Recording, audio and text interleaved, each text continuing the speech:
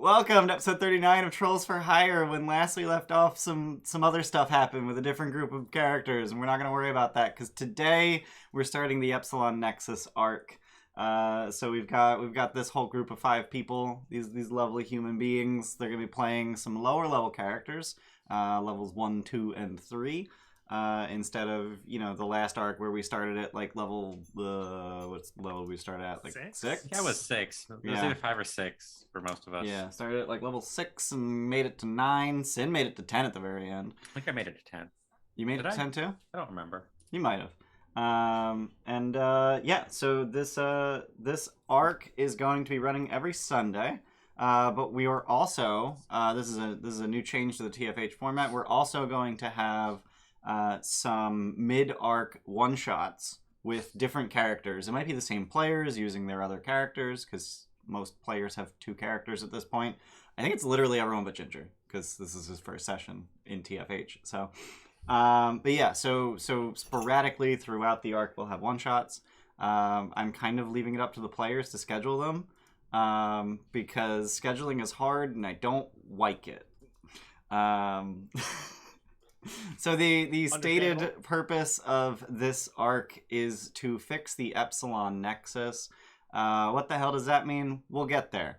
But we're expecting this arc... Oh, I didn't get noise for that because I didn't switch my default sound device. Yeah, there we go. Alright, thank you, Moose, for the 1,300 bits. 2 for everyone and 3 for me.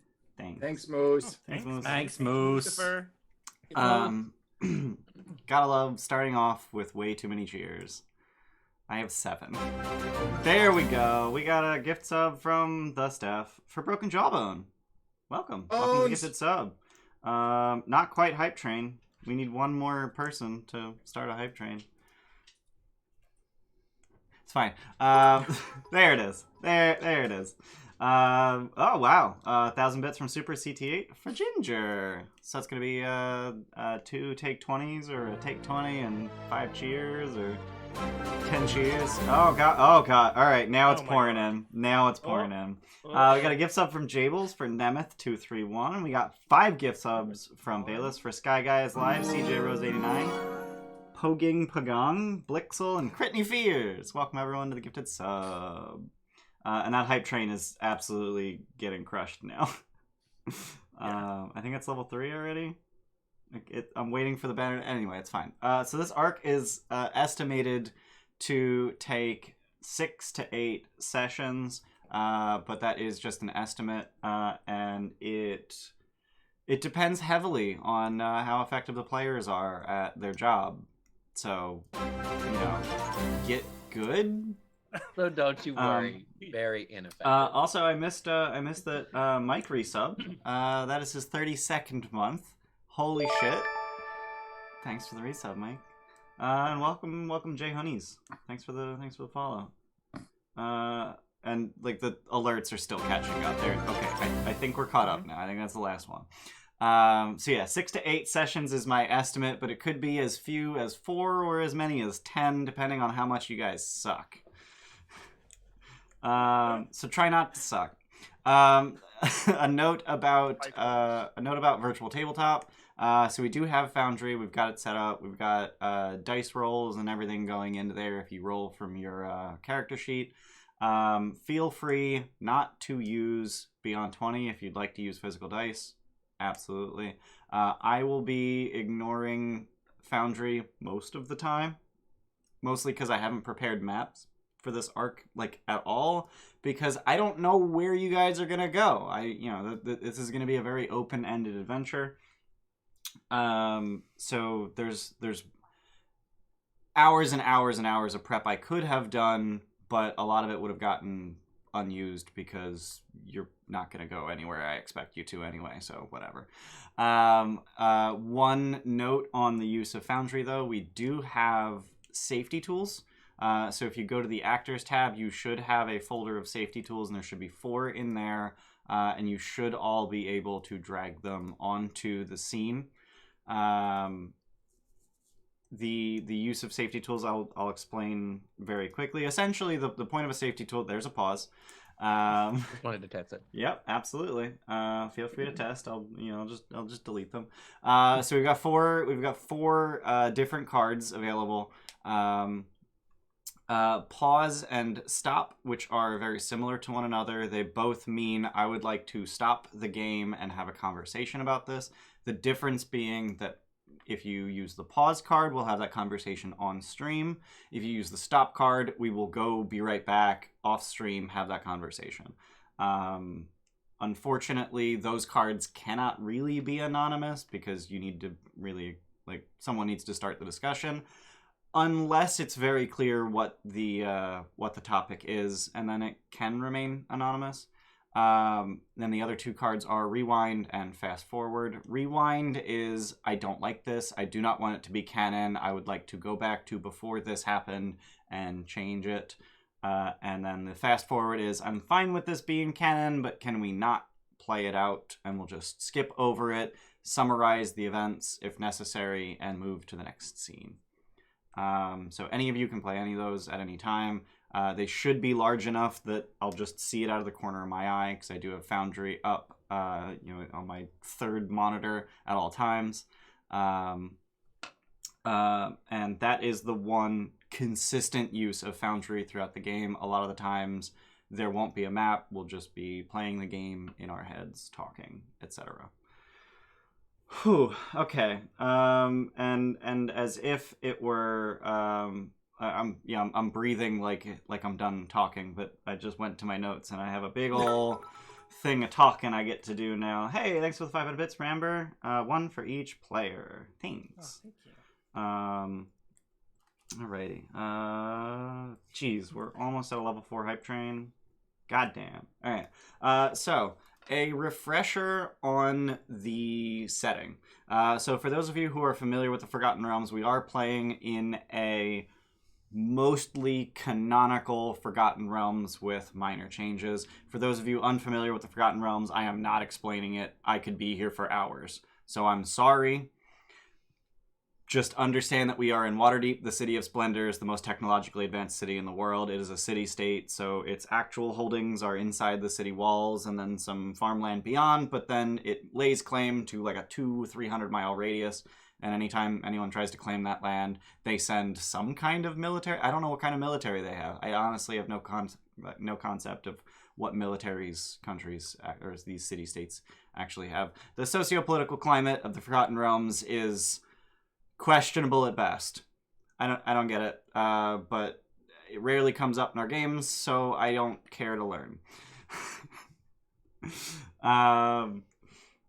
So the changes that we made, the changes that we made to the Forgotten Realms are predominantly in the existence of the Gilded Trolls, which was the original 4 Gilded Trolls. They were a group of adventurers that delved into Undermountain and did a whole bunch of stuff down there. Namely, they learned about a sentient not in the weave named Rune, who has made it his purpose to subsume the entire rest of the weave and essentially bring all to ruin. He is entropy, essentially. And he does that on purpose, which I think is counter to the concept of entropy, but that's fine. Over the course of millennia, Rune slowly whittled away at Hallister Blackcloak's soul, taking control of him and using him as a meat puppet to further his goals, Rune's goals. The Gilded Trolls delved into Undermountain, killed Hallister. I think they killed him like 4 times, but that's fine. They killed him the final time and then wished his soul free of Rune, and in fact wished his soul into whatever afterlife. That won't be a problem ever. And in doing so, replaced his soul with that of Denton, the Warforged Zealot Barbarian, whose soul was created by Mystra for this purpose, because his soul is adamantine. Bitch. Can we get I see Jordan typing. I'm guessing it's a quote 1. Oh, Rammer got it earlier. Oh. I did earlier. Oh, okay. Oh, damn, I fucked it up. Approximately. So many quote ones. Yeah, I didn't know why you were talking. I knew where this was going. Got it. All right. So Denton is now confined to Undermountain and is incapable of leaving. But given that his soul is tied to Rune, which is tied to Undermountain, he has powers over Undermountain, as does Rune, and the two are in kind of a constant battle with one another, and require the assistance of others, or Denton requires the assistance of others to further his goals, specifically in beating Rune back and solving that problem forever. Yeah, that's Dungeon of the Mad Mage. All right, moving into TFH. This is long. I wrote these like bullet points, and now I'm expanding. Okay. So the setup for TFH was essentially that an adventure happened across a theretofore unknown chamber in Undermountain, which we are now calling the Zeta Nexus. So called because it's a portal nexus, and the letter Zeta is in the middle of the floor.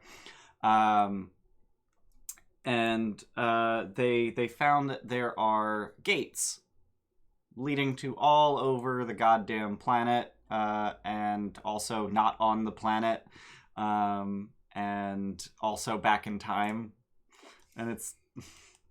So this entire subterranean complex has been discovered to be called the Relay, which stands for the Ruin Entanglement Leyline Actuated Knotter.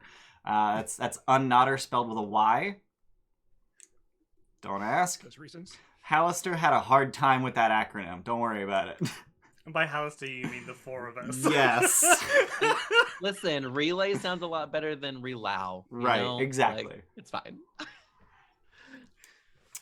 So things that you know about the Relay, you know what it stands for. You know that there are 12 nexuses, each presumably with 8 gates, because each nexus you've found has 8 gates, except the first one only had 2 in it. And then the way gates work is that they are two-way portals that are opened by a key, an object, a creature of a specific type, an act, like a dance, a password, basically anything observable. Although in the case of one gate, it was literally that you need to be invisible near the gate, so that one's interesting. That's not observable. It's observable through the weave, maybe? I don't know. Magic. That's why. Gates can go anywhere in the world or even off-world, as we've seen a gate go to an asteroid trailing the moon. And can nothing even... exciting happened there. Nothing exciting happened there. Absolutely. And to tell you that Pretzel is still running, apparently. Oh, okay. That's Apparently. my bad. You can even go back in time with these gates, apparently. And then each side of the gate has a keystone, because they're all archways. But on the Nexus side, all of the keystones have been missing up until the Epsilon Nexus was found. So the keystones were all hidden on the other side of the gate, charging.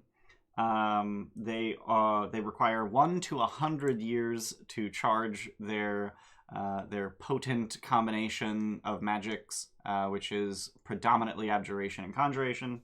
I don't know why I said predominantly. It's exclusively. Those are the spell schools. And the amount of time depends on the strength of a ley line beyond. Once a keystone has been slotted into the Nexus side of the gate, that keystone cannot be unslotted, and the gate can no longer be scrambled.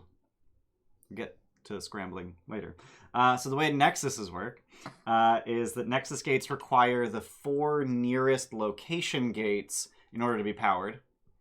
It requires them to be keystoned in order for the Nexus gate to be powered. So in order to power the North Nexus gate in any Nexus, you need the North by Northwest, the West by Northwest, North by Northeast, and the East by Northeast gates to be keystone in order to power that gate. Denton can open or close any powered gate without needing the key that the keystone describes. And 17, the Shard Mind, also demonstrated the ability to do so using their signature chirp. Don't you... Doing it. There's that trauma I was talking about. Yep. The unkeystoneed gates can be either in a state of scrambled or unscrambled. Rune seems to be the only entity that can scramble gates, and Denton seems to be the only entity that can unscramble gates. And while scrambled, a gate cannot be used. Once keystoned, a gate cannot be scrambled. As for the state of the nexuses thus far, so you have located a total of 5 nexuses. The Zeta Nexus has 2 gates, both keystoned. The Delta Nexus has 8 gates, all keystoned. The Psi Nexus has 8 gates, 6 of which are keystoned, one of which 17 stole the keystone and used its magic, though you haven't gone and tracked down that keystone yet. And the other is likely still hidden somewhere in Maztica. The Eta Nexus has 8 gates, and one of them is keystone. And then the Epsilon Nexus has all 8 gates keystoned, but none of the Nexus gates work because of this weird portal in the middle, and that's what you're trying to solve in this arc. And I think that is basically the state of the world. Any questions? I imagine that whole thing is like Denton's new hire presentation. Yeah, where probably, he's like walking everybody through and like explaining how everything works. You have to take notes on a clipboard because he's going to ask you questions later. Timeshare meeting with a presentation. Right. Yeah. Yeah. So a note on the state of the Epsilon Nexus. The last ARC group opened the gate to the Epsilon Nexus, found the portal, kind of puzzled over it a little bit, and then learned a little bit about the purpose of the portal and its creator, and then left. Denton then closed that Nexus gate so that 17 couldn't get through, and it has not been opened since. It will be reopened shortly before we begin play.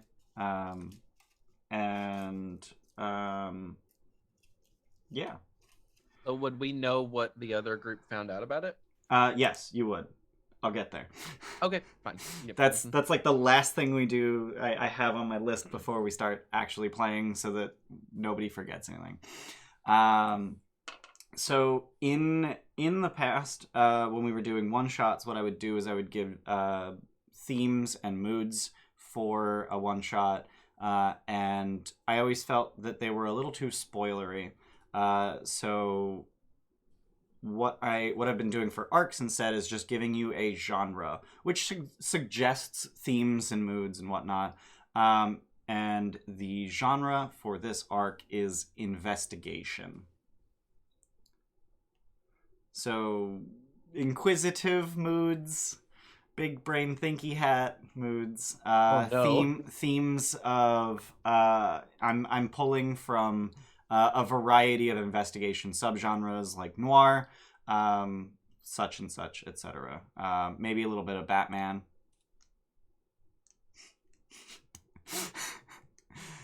Don't worry about it. That sounds great.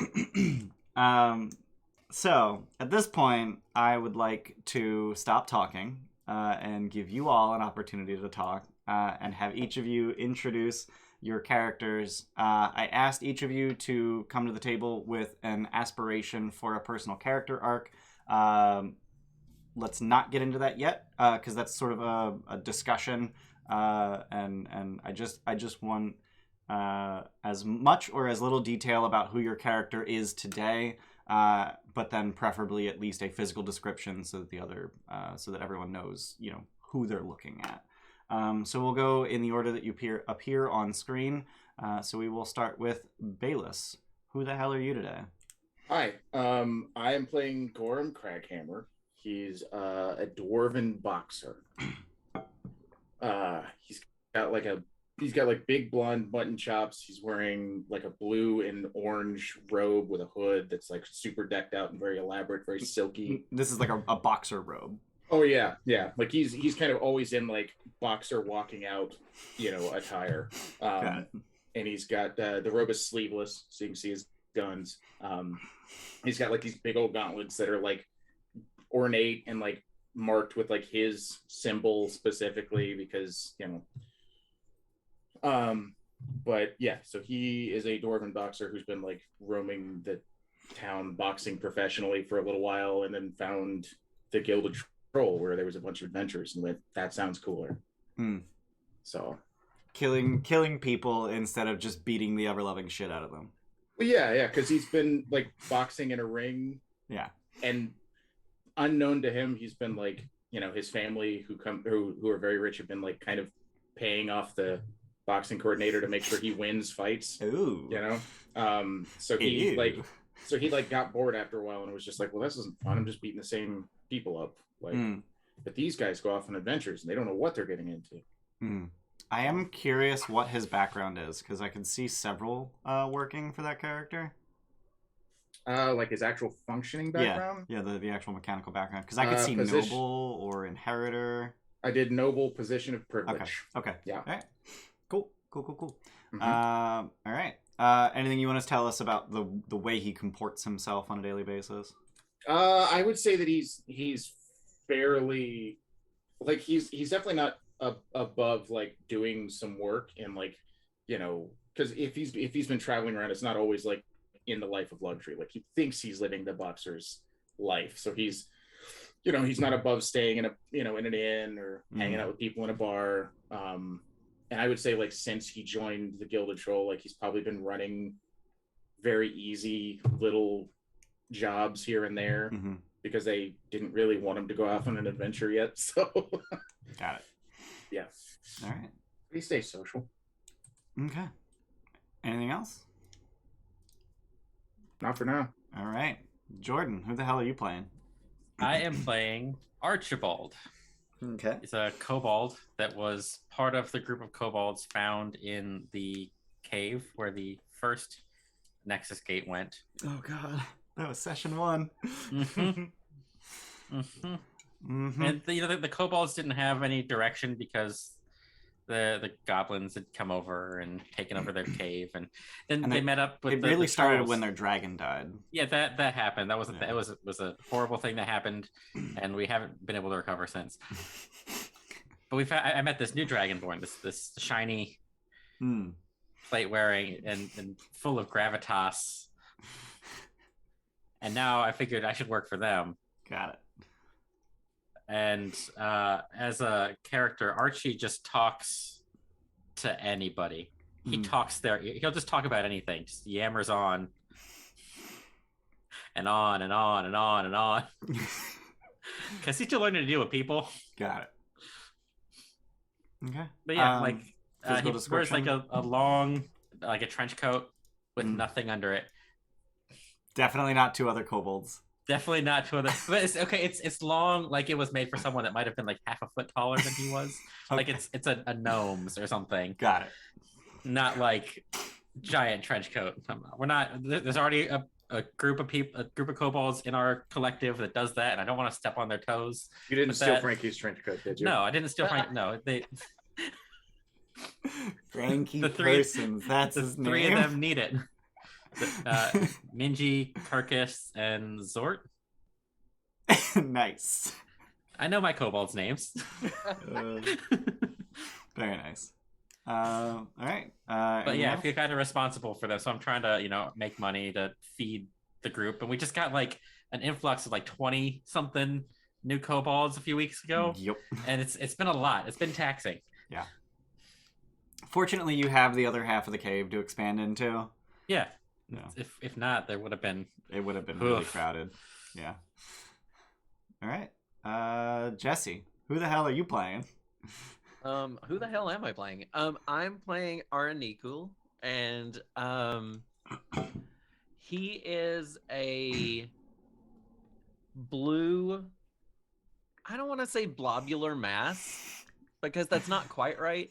Definitely has like a humanoid shape, but is blue and emulates like a light golden glow kind of all over his whole body, and does not have legs, but like floats along with like a wisp a la like Genie from Aladdin, and but does not have a fly speed.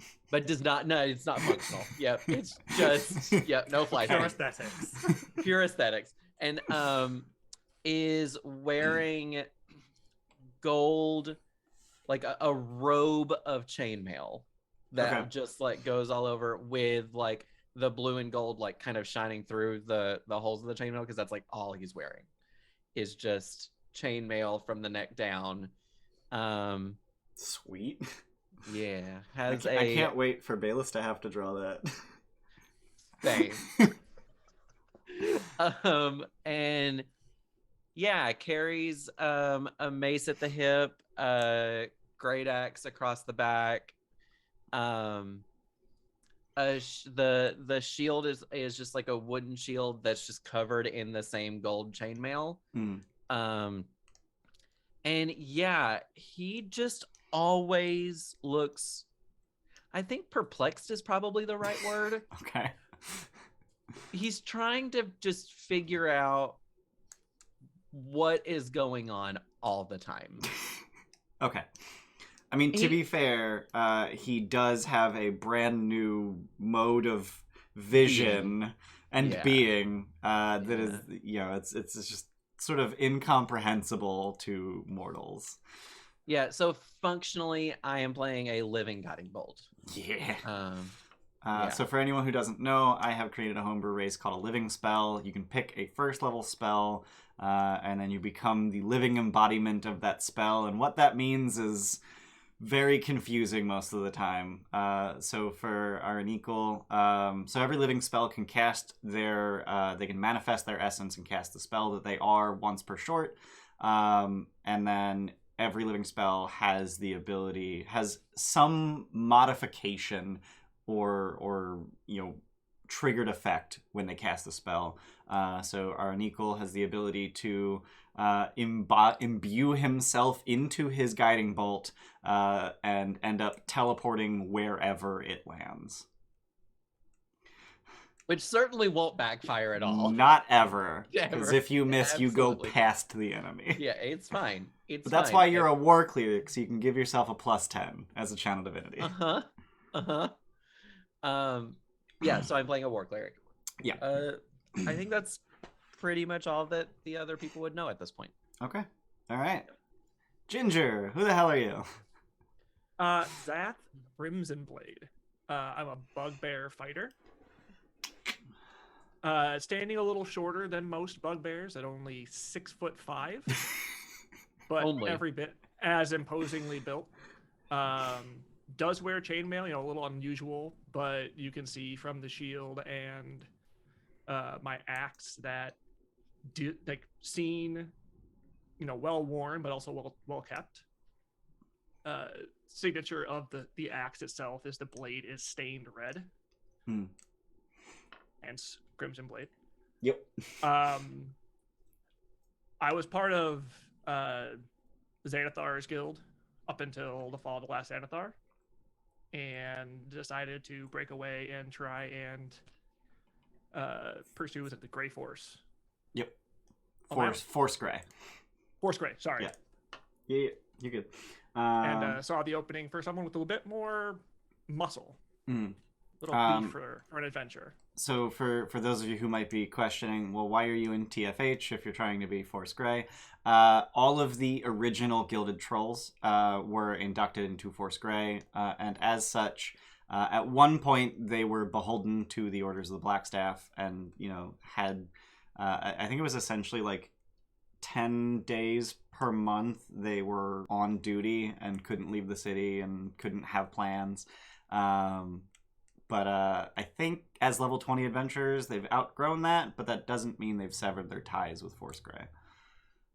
I mean, also networking opportunity. Absolutely. You know? Good proving ground as well. Yeah. On the run, so Force Grey don't have the time to train up. Right. Yeah. Yep. So you know that I don't have a tribe. I'm a little more reserved when it comes to interacting with people. But always tend to be like in the front of the group and trying to prove my worth, essentially.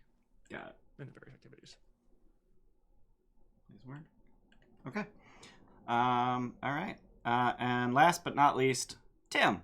Who the hell are you? Oh, I forgot I even had to do a thing. I'm playing FU Mate, which is a modron with a designation, those letters and numbers, FUM8.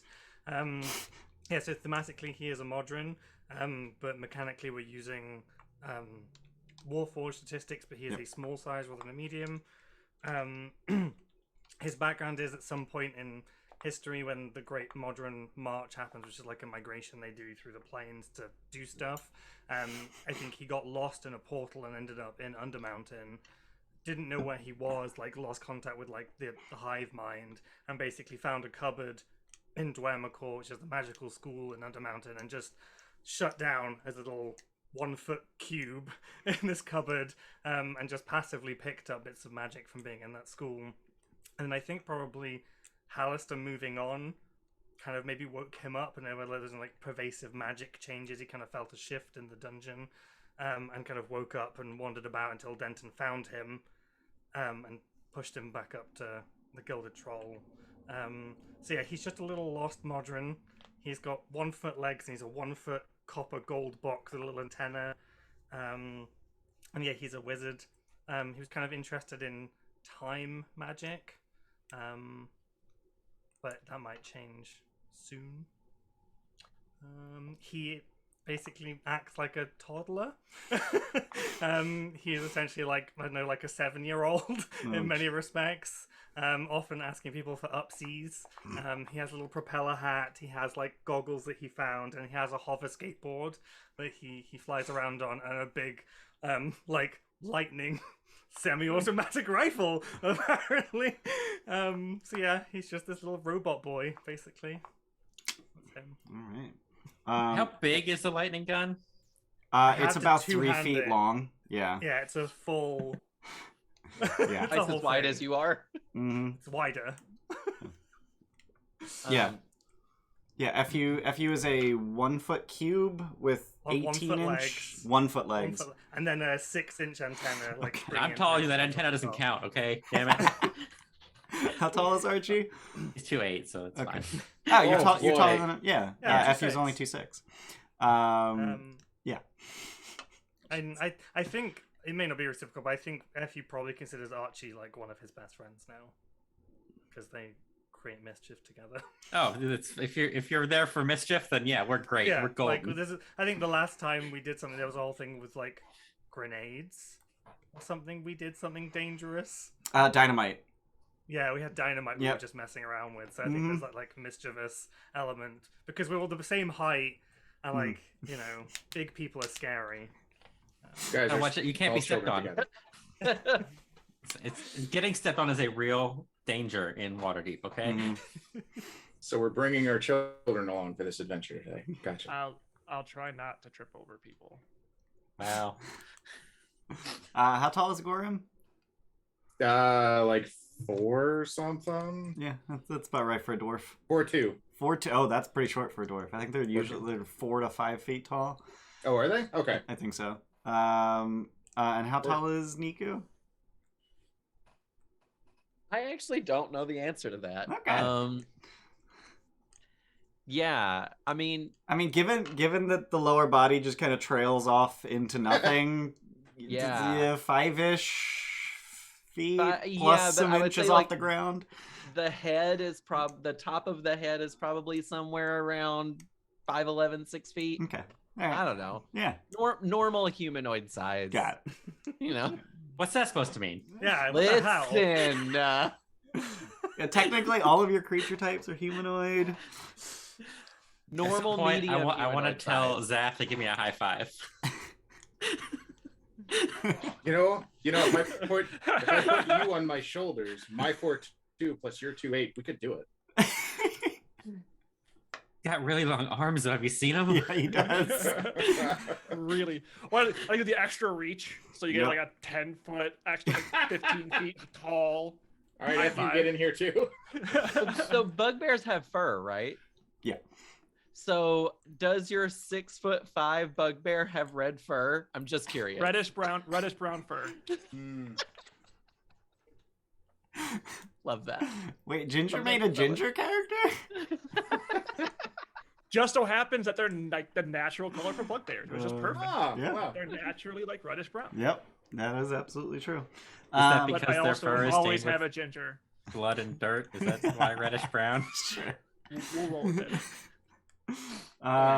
Okay, so the last thing that I have to do before we start actually playing the game, as I explained to you all on Discord, I think yesterday, I wanted to do it like a week ago, but I did it yesterday because I kept forgetting, is that one of the things that I like to do over the course, or one of the reasons that I prefer the switch to an arc format over a series of one-shots is that not only do you get to know each other's characters and how to interact, how those interactions can sort of grow and shift and change over the course of several sessions together, but also it gives me as the DM more room to plan for actual character arcs that happen over the course of the story arc. So I asked each of you to prepare an aspiration or a type of character arc that you would like to see your character have. This is I do want to just clarify, this is a player want, not a character want. Although that player want could be caused by something your character wants. At this point, I will open the floor to Bayless.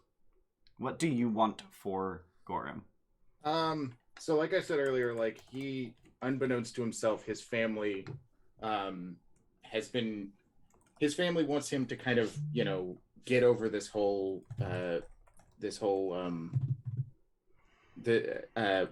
I can't think of the word, urge, I guess, to go out and like be a boxer. Mm-hmm. They hope he kind of gets over it and comes home and takes over the family business. So they've been kind of quietly paying off the boxing manager to kind of throw most fights. Mm-hmm.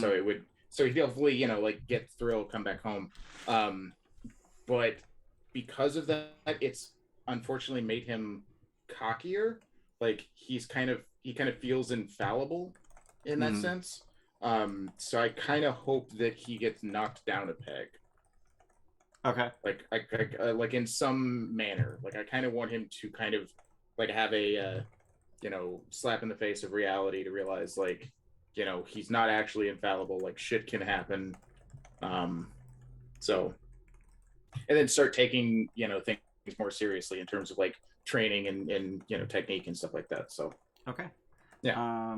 And I don't know if this will actually have any impact on your arc, but I am curious what monk subclass you're planning on taking. I couldn't remember if we were going barbarian or monk with him until this morning. Yeah, there was a plan to multi-class, I think. Yeah, because he's currently a fighter, mechanically. Oh, he's a fighter? If I remember. No, he is a monk. He's a monk. Yeah. I think there was talk of us multi-classing with barbarian at some point, so we can get rage features. But I will get you a better answer on that later then. Okay. Because I'll have to sit down and look at him mechanically, look at monk and barbarian shit, figure out what it was we were doing. Yeah. So typically, because we had that conversation like 6 months ago, I think. Yep.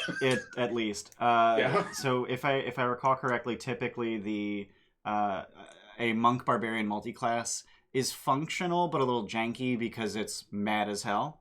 Because for monk you want dex and whiz, barbarian typically wants strength, and I think the plan was for you to just get a magic item for strength, either gauntlets of ogre power or a belt of giant strength. Yes.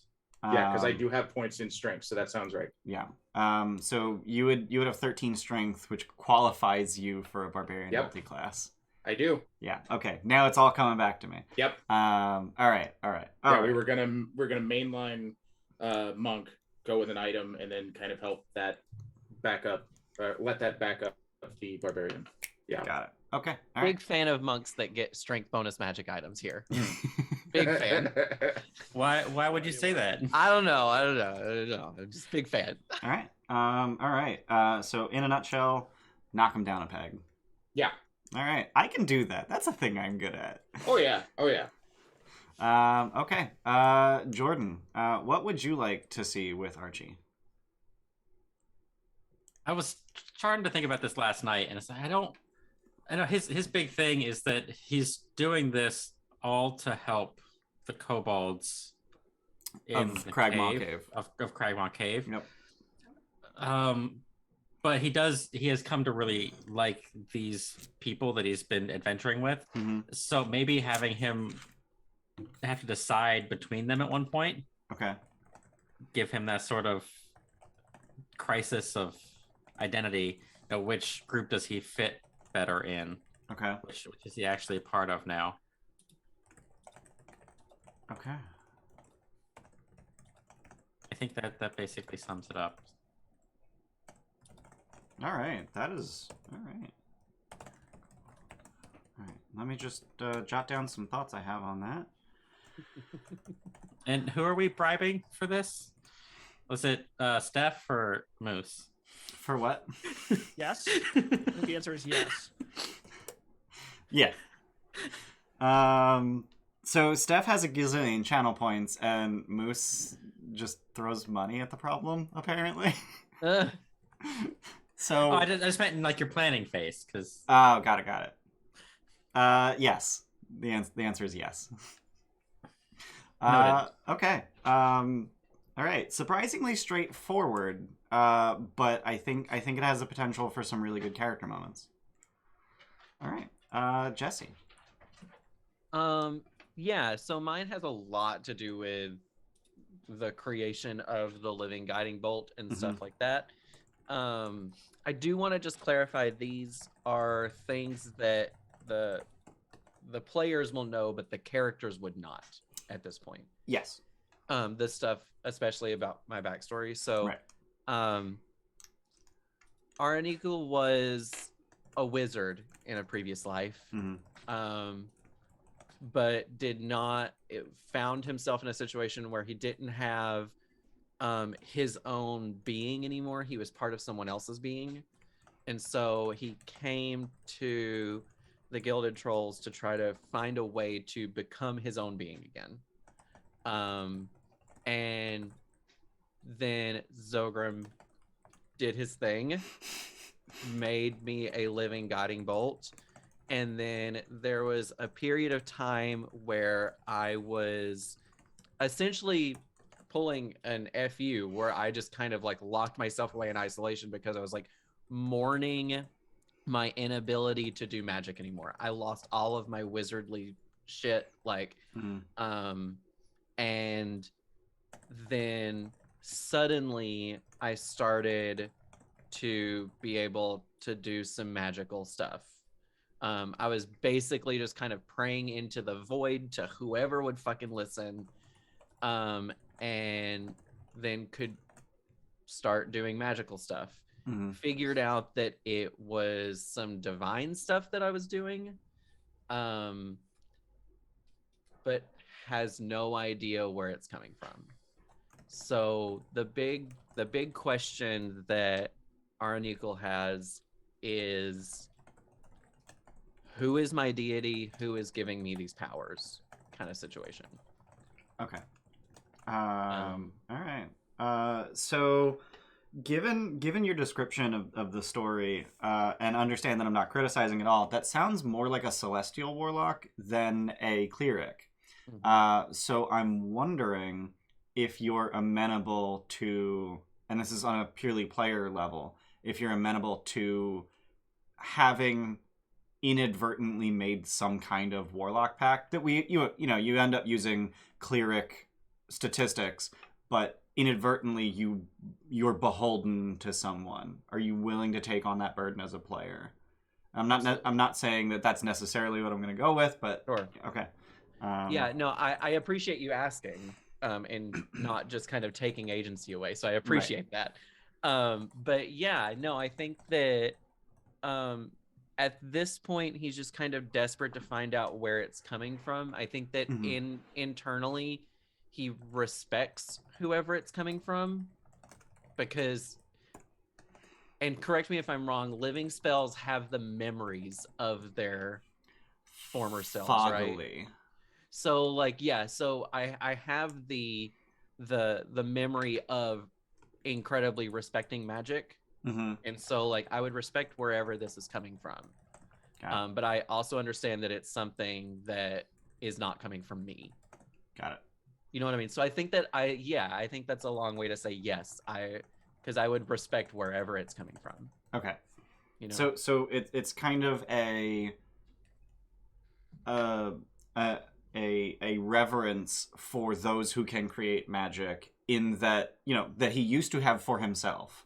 He and now understands that for whatever reason he can't, so he reveres this new source.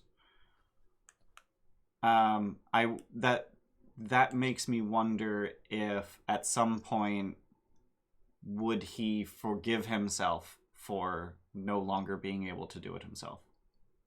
Who knows?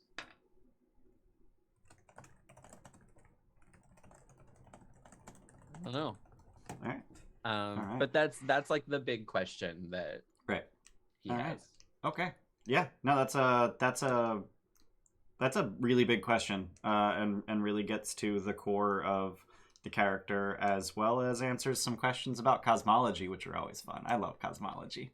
I just think it would be really interesting to play a cleric and not know who your deity is. Yeah, absolutely. I mean, because that's like the core of who clerics are. Right. And so, is there an in-character rationale for his domain being war?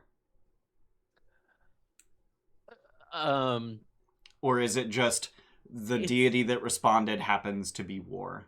I think it's more that. But I also think that there is a little bit of internalized vengefulness and spitefulness and wanting to punch walls because I can't do this for myself anymore. Okay. So I think that it's more like it was kind of forced upon him, but he's kind of embracing it. Okay. Yeah. Okay. All right. Some really interesting options I've got there. Cool. I'm excited to plan for that one. All right. Ginger, what are your aspirations for Zath? Yeah, I think we talked about it before. Like it's I think like a come to God moment. Okay. Like Zath is following what he knows of Huragek, like the god-bearer deity. About it's very Viking-esque, right? Trying to get into Valhalla through combat and different things. So that's his guide, but having actual contact from a deity. Okay. To guide like the next stage of his path. Okay. And is there anything that? So my one concern is that my one concern with that aspiration is essentially that the onus is entirely on me as the DM, as the world, to cause things to happen to you, and not necessarily anything that your character is actively working towards. Mm-hmm. So is your character currently doing anything to make those things happen? That's why he's on these adventures, right? He's putting himself in situations to prove himself in combat or whatever, do noteworthy deeds. Okay. So the reason I ask is that does end up informing the way you play him. So instead of running away from a fight, he might jump into a losing battle. Always jumps in first versus thinking about himself, kind of thing. Okay. All right. And I think it'd be cool if that potentially leads into the subclass stuff potentially, but again, not a requirement. Okay.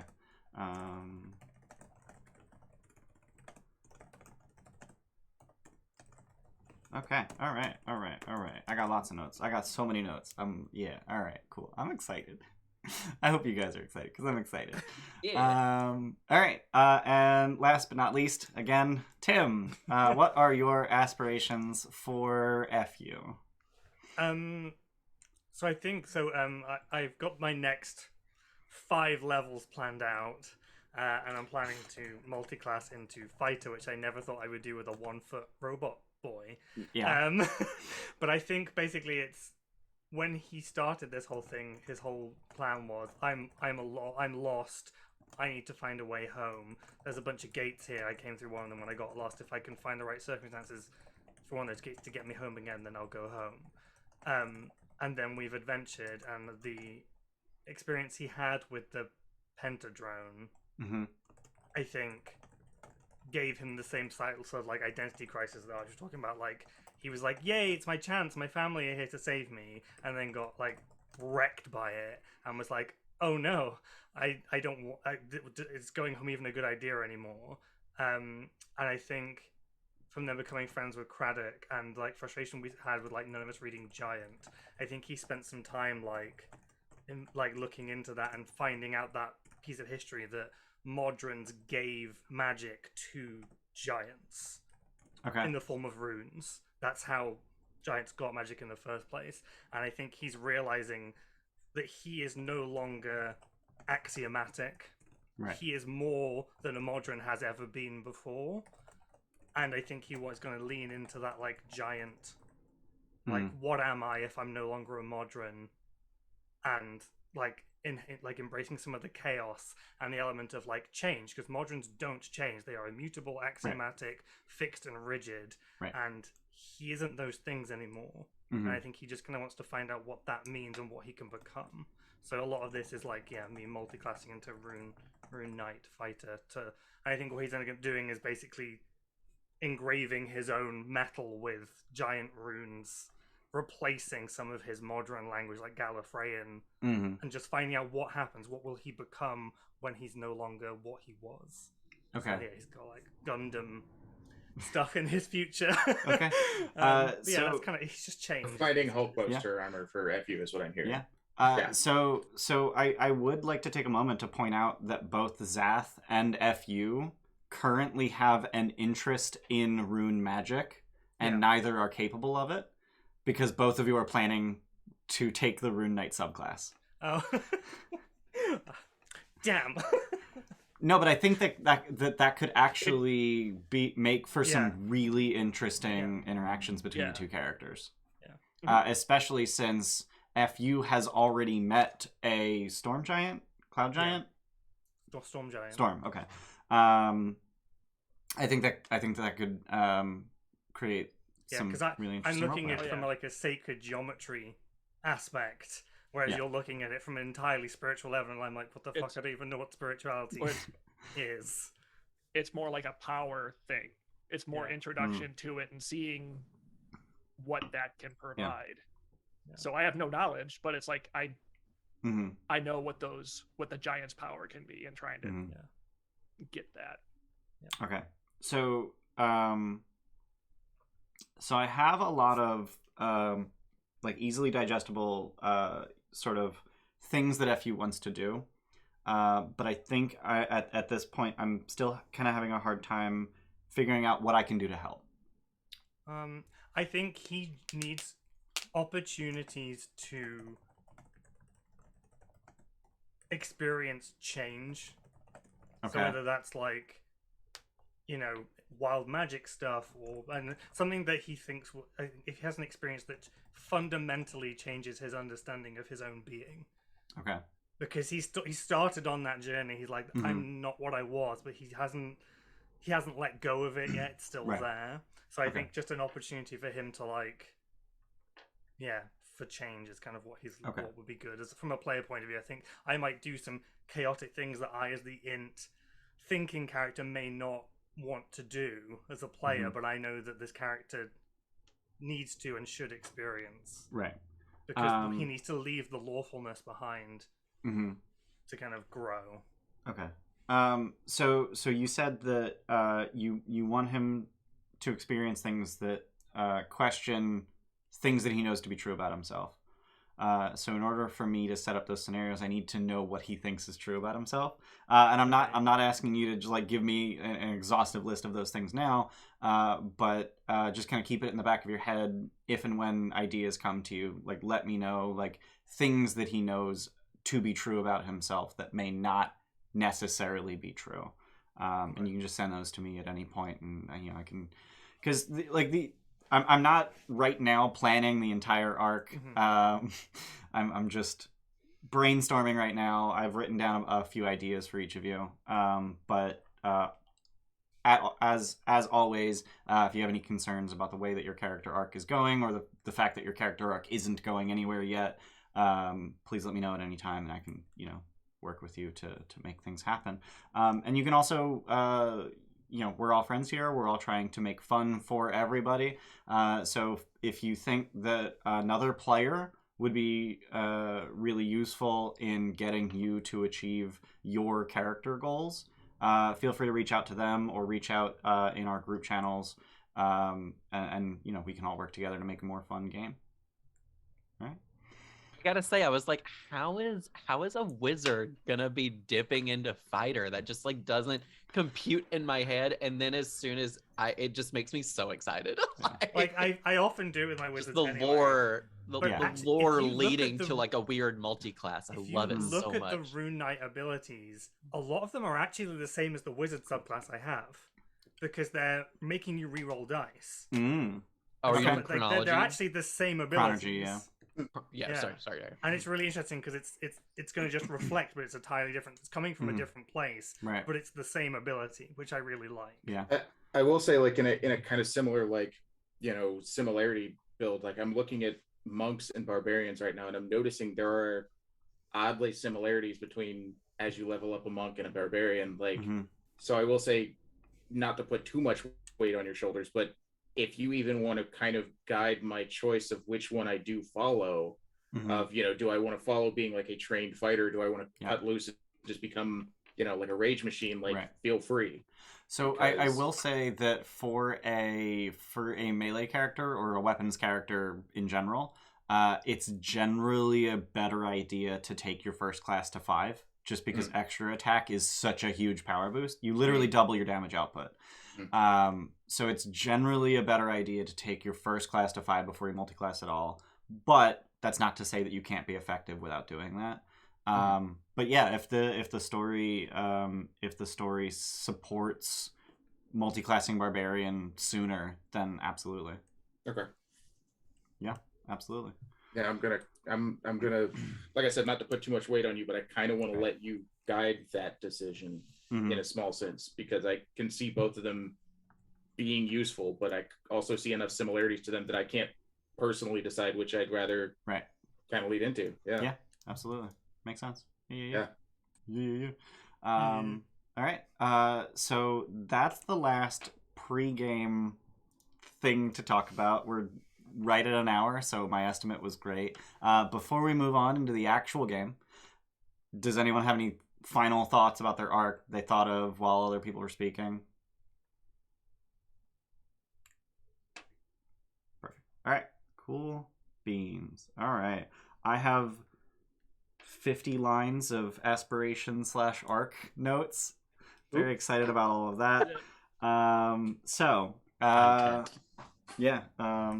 I'm going to hit the stream marker. Game actually starts. In case our editor wants to add chapters.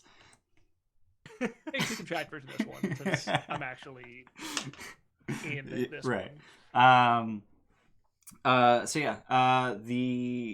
The conceit essentially of this adventure is that 4 of you are already not gilded trolls, but trolls, trolls for hire, and then 1 of you is brand new. So Zath, you would have received a sort of crash course on what trolls for hire is, and essentially you're just adventurers for hire. It's kind of a mercenary basis, so you're not contracted to work for the Gilded Troll consistently, but you are expected to live on premises because they also have you sign an NDA because of some shit that they don't want getting out, namely the existence of the relay. There's this whole orientation process that you would have gone through. I don't know how much of it Zath would understand. Yeah. Completely glaze over. Okay. Like probably half doze off. Right. But like as soon as the paper's in front of him to sign, he's like, this is what I need to do in order to be part of this group and go on these adventures, and he just signs it. It's like, I'll figure it out. Is there any hesitation, given the experience you had with the Xanathar's Guild, seeing how much different work there is to get into the to Trolls for Hire? not at the point that he's actually going through the orientation. I think any of that would have been in the decision to pursue this path. Mm-hmm. But like, this is what he thinks he needs to do to find the source of the power that he wants. So if it means they have to sign whatever, let's do it. Okay. All right. So after all the orientation, you would have all been gathered to meet with Esvail Rosnar, who is Roland's wife, one of the minor nobles of Waterdeep.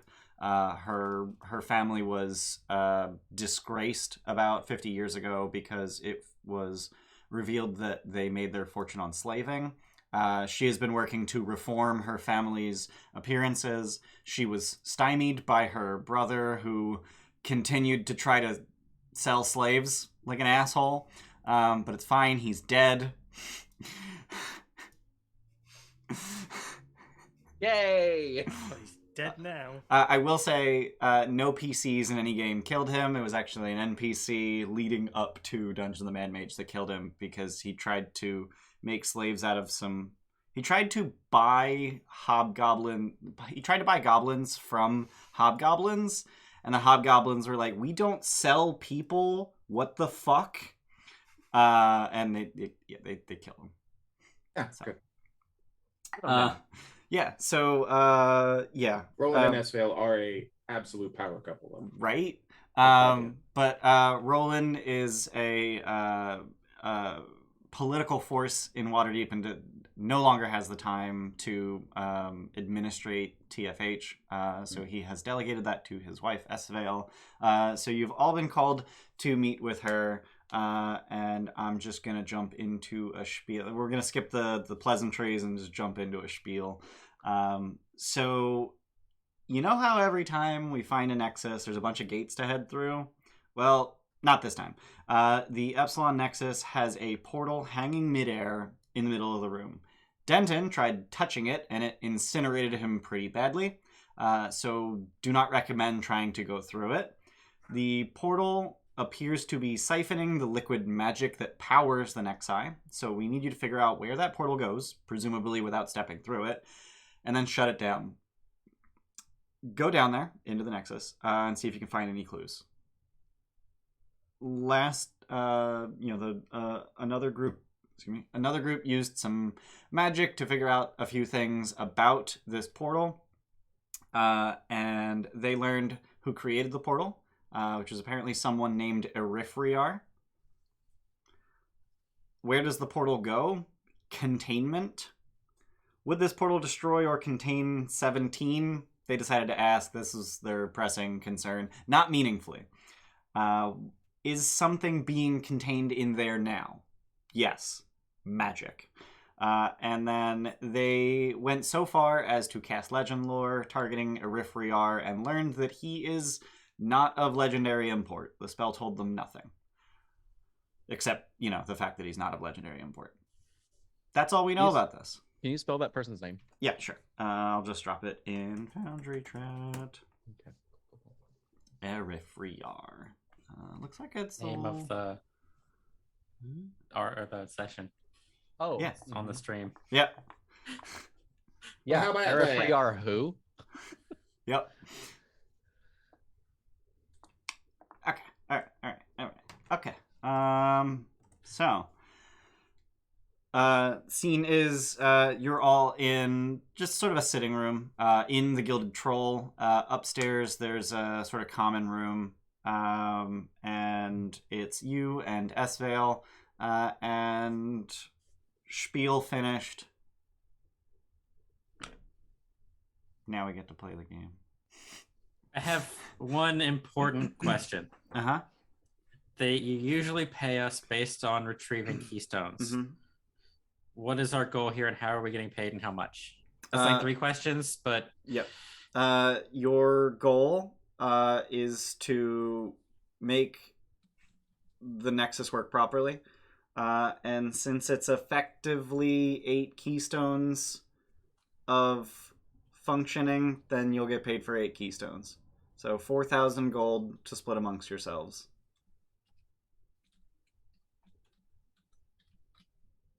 I think I can work with that. Yeah. I feel like you should have found more smart people to be in this mission. I have learned to construct groups that have varied specialties. Okay. I'm just going to take a passing scan of us. Yeah. I will point out, each of you has a different main stat. Archie's the only other one that has a positive int score. Well... Listen. I can't help it that I'm real dumb. Mine's not negative. Mine's not negative. Fast. Yeah, but it's not positive either. It says +0 on D&D Beyond. So. Mine's negative. So, fun fact, there are in math, I don't know why or how or what they do, there is +0 and -0. Mm-hmm. I don't... The biggest eye roll. Yeah. Well, because the number is nearest 0, but it's still a positive number. But it's 0. Like, it's equal... whatever. It's not important. Were there any other questions? Fuck you. Like, whetstoning my axe. Like, as long as there's combat involved. I suspect that I suspect that Eriphriar, because we know whoever set this up, is not going to take kindly to tearing it down. So I'm sure there will be blood to spill. Kind of keeps just a smirk, like nod, and just keep doing my thing, like readying the axe. Anything else? No. Should we just go down and poke around? Yeah. There hasn't we haven't seen anyone down there or anything, have you? No one's said hello. Nope. And in fact, I will have Denton open the Nexus for the first time since it was first located as you're on your way down. I'm just happy to be with the wee little box again. He's so much fun. Hi. Hello, little boy. Alright, so it sounds like you are ready to head down into the Nexus. Yeah. Alrighty. So, as... Not the talking group. So as you head down, everyone but Zath is familiar with this trek. There is a manhole in Troll Skull Alley that has had there's a little elevator with sort of an outhouse shaped cover on it. But there's an elevator that takes you down into the sewers of Waterdeep. Does it have a little crescent moon cutout in it and everything? It does not. Oh, okay. It's roughly the size of an outhouse. It's not. Okay. It's not an outhouse. You don't need people accidentally stumbling in there when they're drunk. Exactly. Right. It's probably it's probably actually closer to the size of a bus stop. So that you don't have to go down one at a time. It's probably a little crowded. Just elbow to elbow. Especially Zath, who is all elbows.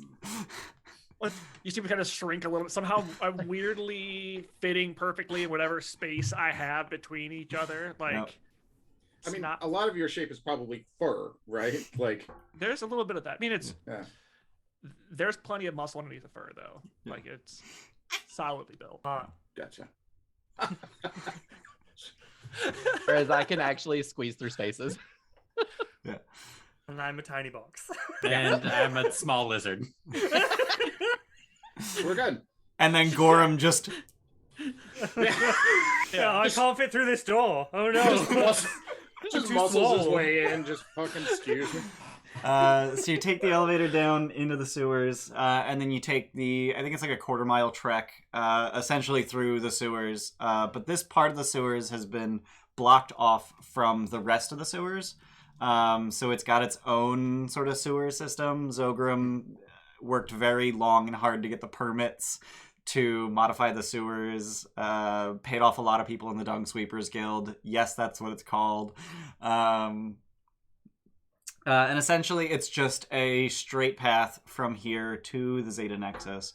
And it is at this time that I will direct your attention to Foundry, where I've set up all of you in the Zeta Nexus along with Denton. So the tunnel gives way to this circular chamber with pillars throughout, magical torches hanging on the wall, and the torches are basically irrelevant because there's huge fuck off glowing liquid magic symbols in the middle of the floor. And Denton, in his perpetually childlike face state, just waves. I opened the thing for you. Just go through the gate, and he points across the room, and then turn left, and you're there. Out of character, I can't wait for the ability to say turn left, then turn left, then turn left. And you'll end up somewhere that isn't here. Because portals. But yeah, just through the gate, turn left, and yeah, that's the Epsilon Nexus. I got shit to do, so bye. And he points at the gate nearest to him, which is closed. It's just a blank wall, and as he points it just opens from the center into just a black void. And he walks into this void, standing on apparently nothing, turns around, points at the gate, and it closes. Goodbye. So cool when he does that. I want to live in a void. So feel free to move your tokens and follow directions. Let's board game this motherfucker. Board games. And the stream should follow as soon as someone goes through the gate. Hey, the stream followed as soon as someone went through the gate. And we have to go left, is that right? It's a turn left and then turn left. Is it our left or the gate's left? Yes. I imagine it's our character's left. Hey. That's I hope at least. following along. Yeah, like there's a lot of confusion on his face. He's just kind of like, this is whatever everybody else is doing. Yeah, in case they set up like traps and stuff, so they've had time to know that we're here. Come on, Archie. Be careful. Oh, okay. Okay. Bye. Ooh. Oh no. Oh, jeez. Oh, that's scary. But Another beautiful. Cool, though. But scary. But gorgeous. I love that it has a shadow. But terrifying. So that's it blocking line of sight. Ooh. So you can't see past the portal. And we're going to pause. Because Archie poked around the corner. Yeah, he did. And a figure darts out from behind the portal at Archie. And we're going to roll initiative. Oh, no. I said that... no one listens to the tiny boy. Tim, are you in the room? Yeah, he's all the way down here. He's hiding in the corner. Oh, there's the boy. Oh, I updated Foundry and I didn't turn on all of my modules, so I don't have the pointing module enabled. I think I do want that. I'm gonna turn that on. The page is about to reload for everyone, just FYI, because enabling a module requires a hard refresh. Means that we probably need to reconnect Beyond 20. Yes. There is an option in Beyond 20 to auto connect. Like if you click on Beyond 20 at the very top, it should like at the very top of it, there should be an option to automatically reconnect it. It says I don't control any. They reset us to. Oh yeah, you're on the wrong. Yeah, you're all on the wrong scene. So let me pull you to the Epsilon Nexus. And mine didn't go through, but I got a 15. Okay. I haven't rolled yet. Sorry. Oh, yeah. Nice. Gonna run in. Whoop, Do that's you a run in? 16. That's a way to start. Get a 20 for initiative. Ginger's first roll is a crit. Cool. Of course it is. Nice. Keep it up. Keep it up, Ginger. All right. It fits. That's it. No pressure, but that's the bar I'm you just set large. for yourself. But I'm quick. All right. So you just hear, because none of you are surprised. It wasn't doing a particularly good job of hiding. It wasn't trying to surprise you. So you all hear, all of you but Archie, who actually sees it, you all hear heavy leather boot footfalls charging towards Archie. But Zath reacts more quickly. So Zath, it is your turn. Ooh. How many boots would you say? How many boots? Yeah. I mean, like 2 boots or like multiple people's worth of boots? I mean, you can figure that out when you get around the corner. Yeah. Okay. Cool. So if you're measuring and then you hit space, it'll move your token. That's right. So I'll start there. All right. Get in the way, or try to. Yep. And then with your 10-foot melee reach, you could actually move another 10 feet and then attack. And can I see before I finish? What do I see? What do you see? So you see a person-shaped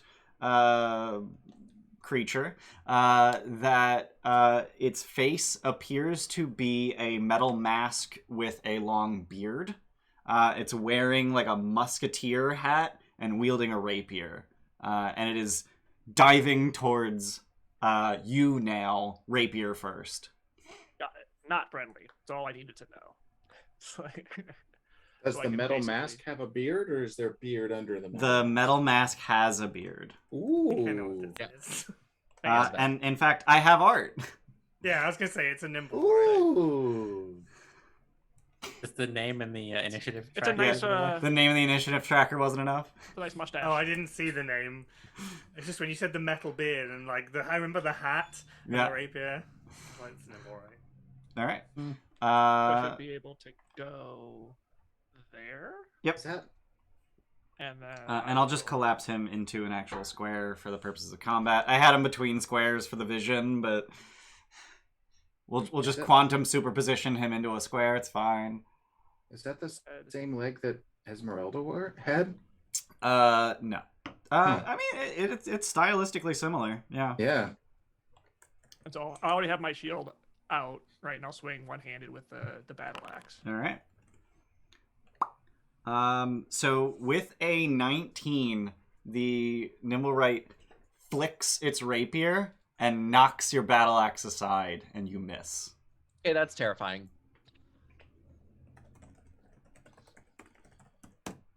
Anything else?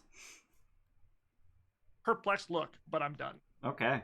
So I will say, I will just reveal mechanically that was a parry. So it used its reaction to do so, and cannot do that again this round. Archie, you're up.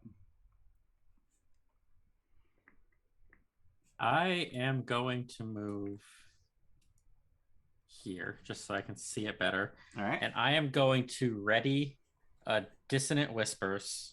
Okay. In case it gets within 5 feet of an ally. Okay. Including yourself. Including myself. All right. Anything else? No. All right. I will inspire Aranikul. Okay. Aranikul. Aranikul. Aranikul. Yeah. Aranikul. Yeah. Long eye. Yeah. All right. Done? Yeah, that's a D6. Okay. For inspiration.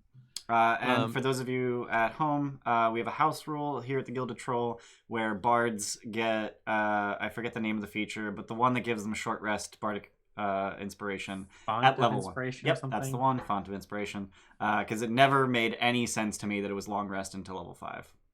No sense whatsoever. So short rest resource. All right. The other thing we didn't cover at the beginning was luck. and how that works now. Yeah. So on screen directly above my head, we have 4 different resources that the players and myself have. So Cheerspirations are granted. Cheerspirations, take 20s, and crits are all granted by you, the viewer. Cheerspiration works essentially like the rules is written Inspiration, except that they can have multiple at a given time, and they can just spend it to get advantage on any attack roll, ability check, or saving throw, basically any d20 roll. Take 20s allow them to just say, nope, I rolled a 20, except that it does not count as having naturally rolled a 20 for the purposes of critical hits. It does not give you a critical hit on an attack roll. It does not give you a critical hit on a death saving throw. And that's why crits exist. These are auto crits, which do those things. So for an attack roll, an auto crit is a crit. For a death saving throw, an auto crit will wake you up with 1 hit point. And then the last one is luck over here. So each player, each session is allowed to award any one person luck. And then you can only have 1 luck at a time, and you can spend luck to re-roll any 1 die d20 or smaller. So you can't re-roll d100s with luck. Hey, we got an auto crit from Horrible Tomato. Who dat for? Auto crits, you say? Is that for me? Is it for me? We're level 1 characters. It's okay. Ian likes to kill level 1 characters. I am the wizard. I have the highest hit points. That's you also how had long that like these should be. That you had that potion that gave you additional hit points. Yeah, so How do you have 27. the highest hit points? I have 27 hit points. Because he has +3 con? I'm only level 1. I have +2 con, and I drank a potion which gave me +7 to my max HP. Oh, yeah. I remember that. Yeah. Because we roll real well for combining potions. Yep. You rolled a 99, I think? Because it gets a 2% chance for the potions to become permanent or something like that. All right. Okay. Archie, your turn is over. So, Niku, it is your turn. I'm going to... Also, I got a 12 and I'm last. The fuck? Get fucked. Come over this way. Oh my god. So Steph did give an auto crit to Ginger, and then Amber just gave an auto crit to Timberly. Thank you, Ramba. Oh, thank you. I love you. So does it look like our friend Zath is super heavily armored? Thank you, Fessler. Chainmail and a shield. So the same as me. Okay. Yeah, so this canonically, Chowder asked in chat, timeline-wise, where are these guys compared to the 17 murdered you thingy? This is literally the day after 17 was finally killed, destroyed, reabsorbed by Rune, which, if I recall correctly, is... Wow, that happened literally the day after Eladan died. So this is 2 days after Eladan died. Yogg is still on his way to Tribor with Eladan's corpse. Oof. Oh my god. We got so many things. Thank you, Fessler. So from Fessler, we got a pair of take 20s for Bay, pair of take 20s for Jordan, and pair of take 20s for Timberly. Fessler, real MVP. I heard all those dings and I was like, that's got to be a hype train, but then realized it was all Fessler. You can't start a hype train on your own. Thank you so much, Fessler. Holy shit. Yes, thank you very much. So, Niku. Yeah, so I'm going to use my short rest guiding bolt. Okay.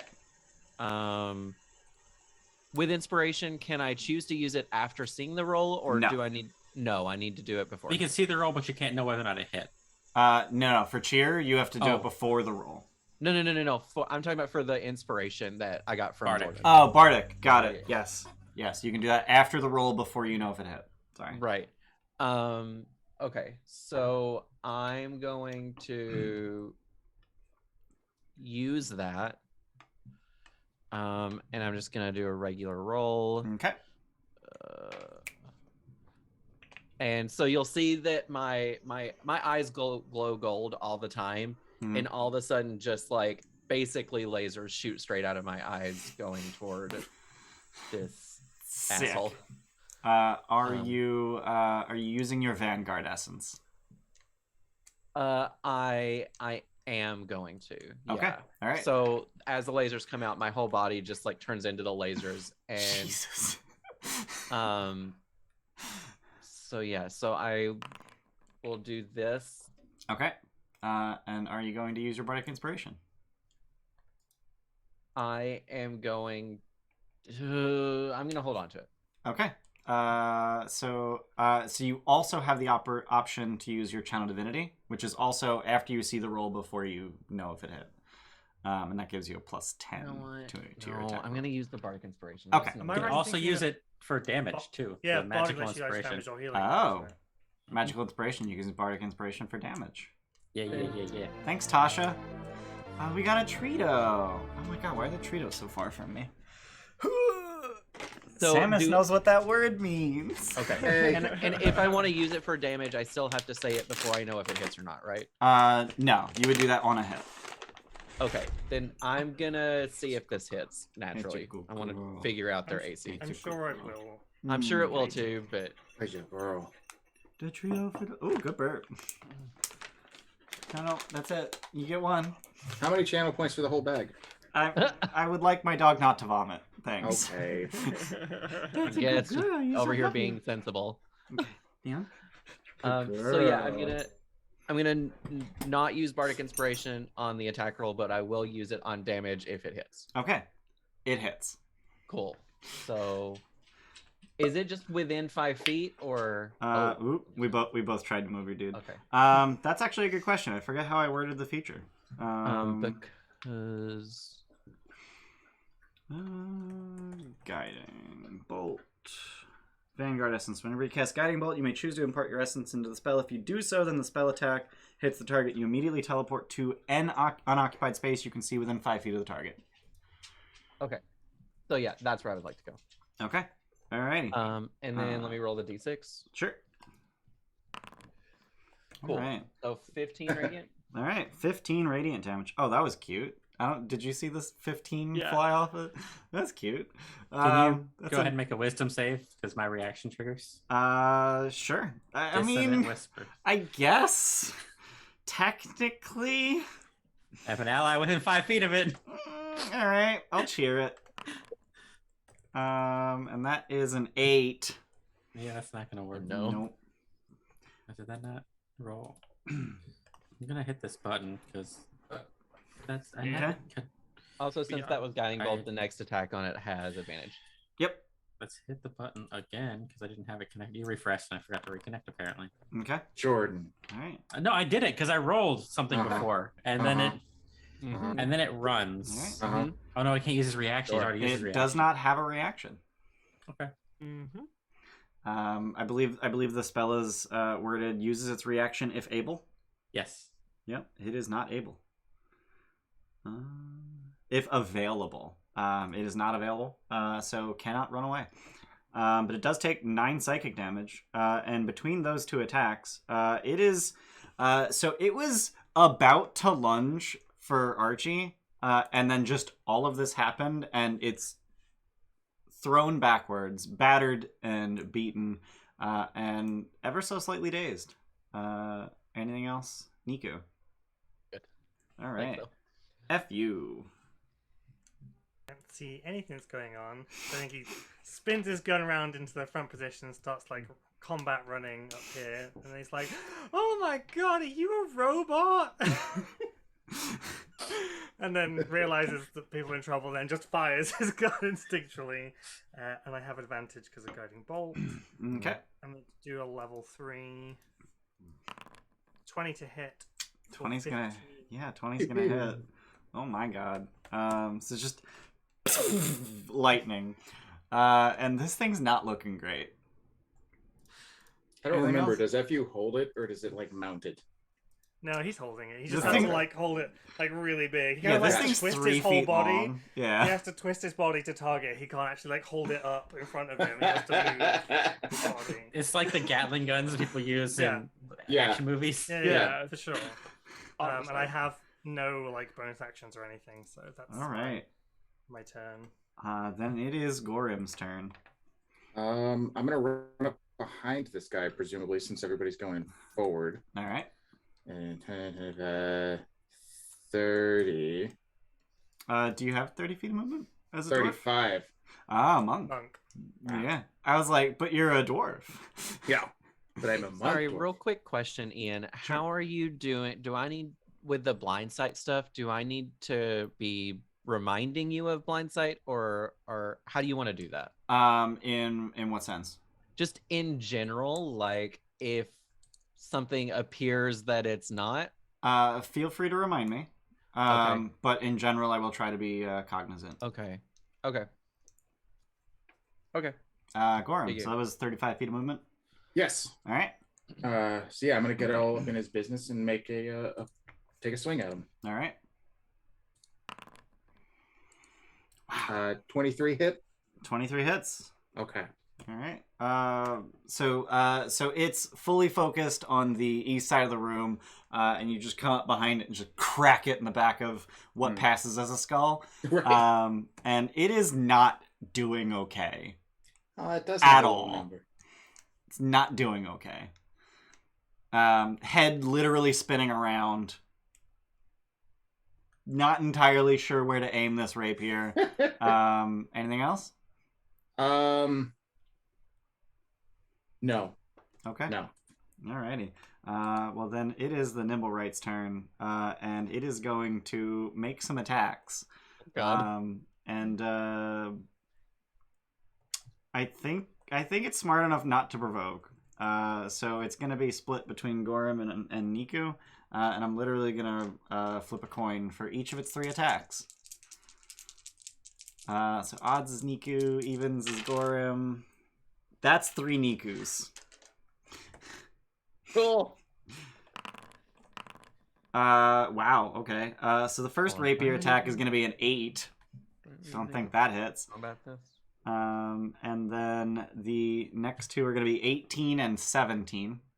The 18 hits. Okay, for 9 piercing damage. Is there anything I can do to fix this? No, I don't think so. Could make him re-roll it. But he might get a nat 20. How?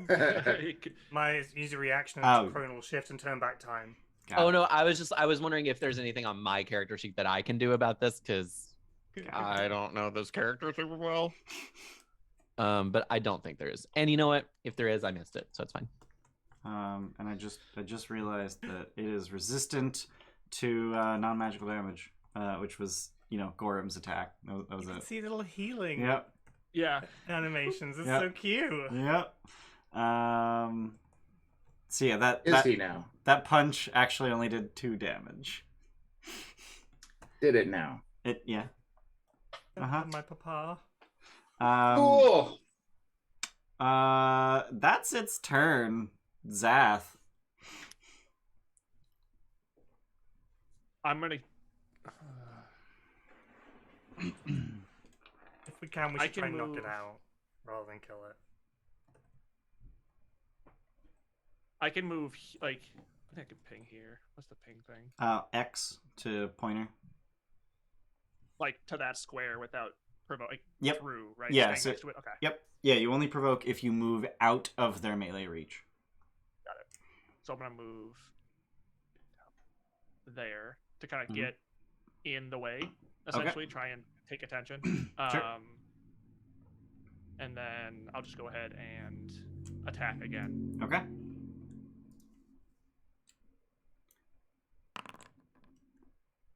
Gonna hit. 10's not going to cut it.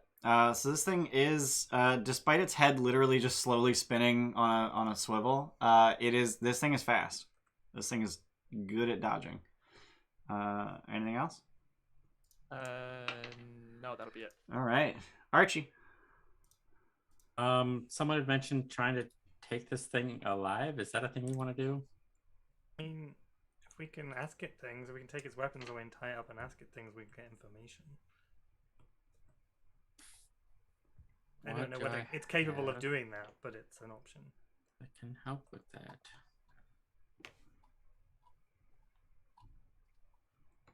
How can you help with that? How can I? Do I have anything in my inventory that can help with that?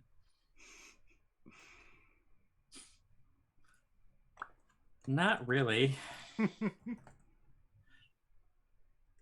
but I can move up and. Where's my inventory? How many daggers do I have? Just the one. Okay, cool. Yeah, I'm gonna move up. Mm-hmm. And do a stab? And do a stab. Alrighty. Aiming for non-lethal. Alright. Just jam it in somewhere that looks important, like moving bits. Got it.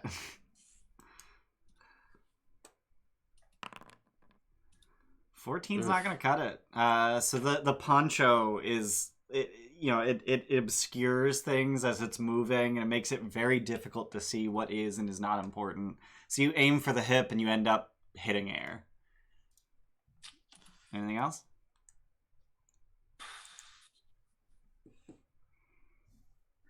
No, I'm good. I'm gonna laugh if this thing gets another turn. Niku. I'd like to get out my warhammer, please. Okay. I'm gonna cheer this. All right. It's Oof. That's a critical hit. It's one-handed. I need to turn that off because I have a shield. Got it. So 15 bludgeoning damage on a one-handed. Zowie. So it's dip, duck, dodge, dive, dodge. I can't remember the thing. Dodge. Dive, and dive, and dodge. Thank you.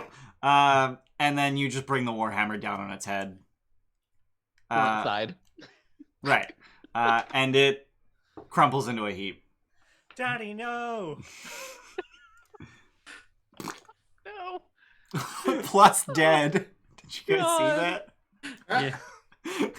Wow. Okay. I'm thoroughly enjoying this new Foundry version. I updated from like 7.2 to 9.8. Oh, it's so far. I haven't seen any of the new stuff because I'm not looking at it. Oh no. Okay. I'll pay closer attention. Yeah. But It's yeah, got so little it RPG numbers was- that like tick up above Yeah. the head. Here. The idea is to subdual. Right. Yeah. Plus 2. But yeah, 15. The Okay. and then I think I'll just look at. Can I see FU? Not really. I can just about see you. Yeah. Yeah. I mean, I guess I can. And I'll just point at the crumpled bits. Thumbs On the up. ground. Sad thumbs up. Just Alrighty. here you go. Just a big glowing neon pointing sign. I mean, you're not wrong. Right here. Right here. Drive through open. So, on the topic of Niku having blind sight, everyone who looks at this portal just sees this brilliant white light. Just can't see anything through it. The portal is just light.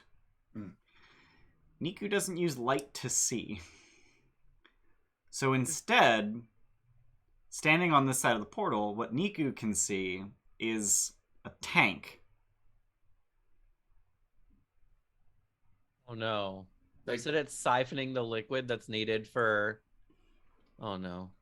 Okay. Clarify what type of tank? Like a panda or a gold. Yeah. It's a tiger. Or... No, it is in fact I'm at a loss for words. I don't know Like why. a water Cloning tank. tube? or- Yeah, like a water tank. Gotcha. It is a cylindrical tube. Storage tank, not Yep. like a military tank. Correct. Silo type. Gotcha. Okay. But you clarified like 3 times that these can travel through time, and then you said a tank. And I was just like, Right, all like, right, there's that's fucking- Like, you just see I a have tank. not. It just I points have towards not you. clarified they can travel through universes. This is the Full Metal We Alchemist all have this- episode where we're in World War II now. For some Game reason. fear But of fuck it. like where the cannon to the face. Like, The specific part you see is the barrel of it. The barrel. pointing right at you. Looking through. Question about this tank. Does it look like it's on the other side of a portal? Yeah. But I only saw it from this side. Correct. I did not see it from the other side. I mean, you kind of entered the room and then got distracted pretty immediately. Okay, I'd like to go to. Oh, well, are we still in combat? No. We're not. Okay. So I'd like to go to the other side and see if I. Oh, I can't move because of walls. Okay. Do I see so- the same thing? Yeah, so this is a 2-sided portal. Either side goes to the same place. And and you still see this same tank. And as you move around, you get different views of the tank. And as you get directly in front of the portal, you even see that there is what appears to be a glass window on the tank. Can I see? I guess I can't see through the glass window, can I? You can, actually. Oh. Just before we poke around with the tank, can we just tie up the guy in case he gets back up and fucks us all? So if we can just tie him up and remove his weapons and stuff. Yep. I think so the rapier is grafted to his hand, as is his offhand dagger. The offhand dagger actually flips out of the side of his hand. Just flips out and lands in his hand. But the rapier is just fucking welded to his hand. If I wasn't already at my second character limit, I'd play one of these. I think sounds right as hell. So how I it, can see so Zath the just dagger you can snap off grappling. pretty easily. I don't know what you want to do about the rapier. Just like snap I off his grab him arm, I this guess. way That like his arm is like pinned up against his body. So like the I'm just Wolverine bare- pose where if he... I'm bear hugging him, and his arm's like up, so he can't do anything Got with it. it. Okay. So he's kind of pinned with his arms against his body. Okay.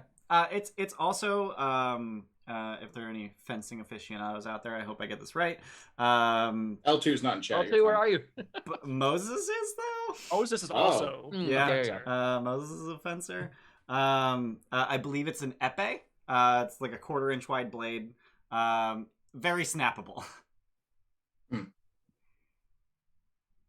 So if you wanted to just destroy the blade, like that would work too. Yeah. And you have a gauntlet, so you can just grab it and bend, and it'll probably snap. So yeah, you disarm this automaton, tie him up, hog tie, or just kind of like a damsel on train tracks kind of. I say full hog tie because he looked very dexterous. Okay. Snidely whiplash. Yep. I think that as soon as I would see the tank, Yep. I would just start roaming around looking at it and completely forget about this guy. Okay. All right. Just like- So I have a series of notes about what you're able to see through this portal. So you're just moving around trying to get more and more information through this tank, or through this portal rather. So visible through the portal, you can get a sense of the size of this tank, which is roughly the size of an adult dragon. It's not the shape of an adult dragon; it's just the size. Why of an would adult. you give that as the measurement? Because Weird way it's to roughly the size of a bus, but I figured I should come up with an in-universe comparison instead of an out-of-universe comparison. So fuck you, Tim. This time I'm actually saying fuck you and not just calling on your character at you. You can actually make you can make out how full the tank is, which is roughly 5/6. You can see a maker mark hammered into the tank from the outside, so you see it debossed, and this maker mark is a silhouette of a seated man, fist to chin. Yep.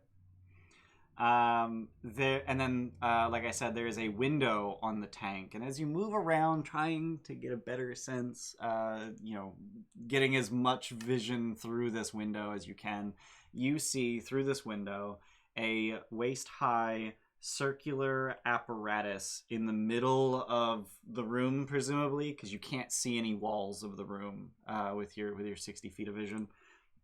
And this circular apparatus, it's essentially a ring at waist height, standing on 2 poles affixed to the floor.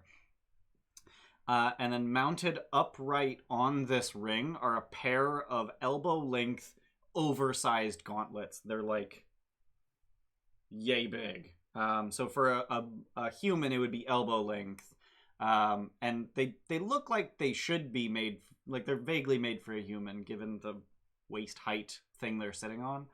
And then there are huge tubes coming off the elbows of these gauntlets. Oh, wow. Tools are strewn about the floor. Protractors, wrenches, hammers, a wand, various crystals of size, crystals of various sizes and cuts, and a step ladder stands near the apparatus.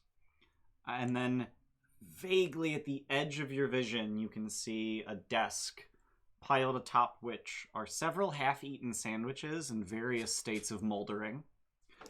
A spilled inkwell half covering parchment, which nonetheless reads in very large writing, "My coronation is at hand." And then also on top of this desk is Waterdavian coinage in various denominations. You said that I saw a silhouette of someone fist a chin. Yep. That's the logo. That's the maker mark debossed okay. into the tank. Okay, got it. Basically, got it. like the thinker pose in essence, right? Yep. Yeah. Okay. I missed that it was the embossing. Okay. Does Niku relay all this to us, or is he still just kind of floating and staring? I think at this point I'd be like, what's with the tank? Which none of us see. What? None of you can see a tank. Yeah. What's with the tank? What tank? I don't see anything. You can't In see the through big there. Shiny... Is it in the big shiny thing? What big shiny thing? You're talking about right here. Yeah, that big Yeah. shiny thing. We see like a big glowy, like door thing. Yeah. It hurts my eyes. Not gonna lie. It looks like you, but like turned up. Oh. Yeah. Okay. Well, in there, and then I'll just start describing the entire scene. Okay. So So you're just kind of like, as you see a thing, you call it out and Yeah. describe it in the Mhm. detail that I gave. Yep. And that's the portal we need to get into. Well, we were Right. tasked with not getting in there. But figuring out why it's here. Stopping it from sucking up the magic stuff. Yeah. Collecting it. That's gotta be bad, right? It sounds bad. Can you tell me what was clearly written on it again? I'm sorry. I don't know Did not. magic. Clearly written on the parchment was, "My coronation is at hand." My quinceañera is at hand. Like going Party? off context clues of Waterdavian currency and coronation is at hand. Would there be any local knowledge we would have of any shakers or movers who had recently appeared, like on the scene in Waterdeep, who were looking to make power moves? Is there anything that we would get from living in Waterdeep that may indicate a potential suspect in this? For the first of what I'm sure are going to be many, many times, I'm going to ask. Roll investigation. Going to hear it. Just while Tim's rolling that, a clarification. You said Yep. various states of mold, right? Yes, On the sandwiches in sandwiches. various states of moldering. I am going to use my chronal shift to re-roll. Okay. I don't roll it with advantage, do I? Again, No, I do it not. says believe to re-roll. when you re-roll a die, you re-roll a die. Okay. Fine.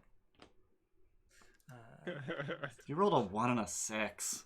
Yeah, it Ouch. wasn't great. No, still not Oh great. my god, and that's No. a 2.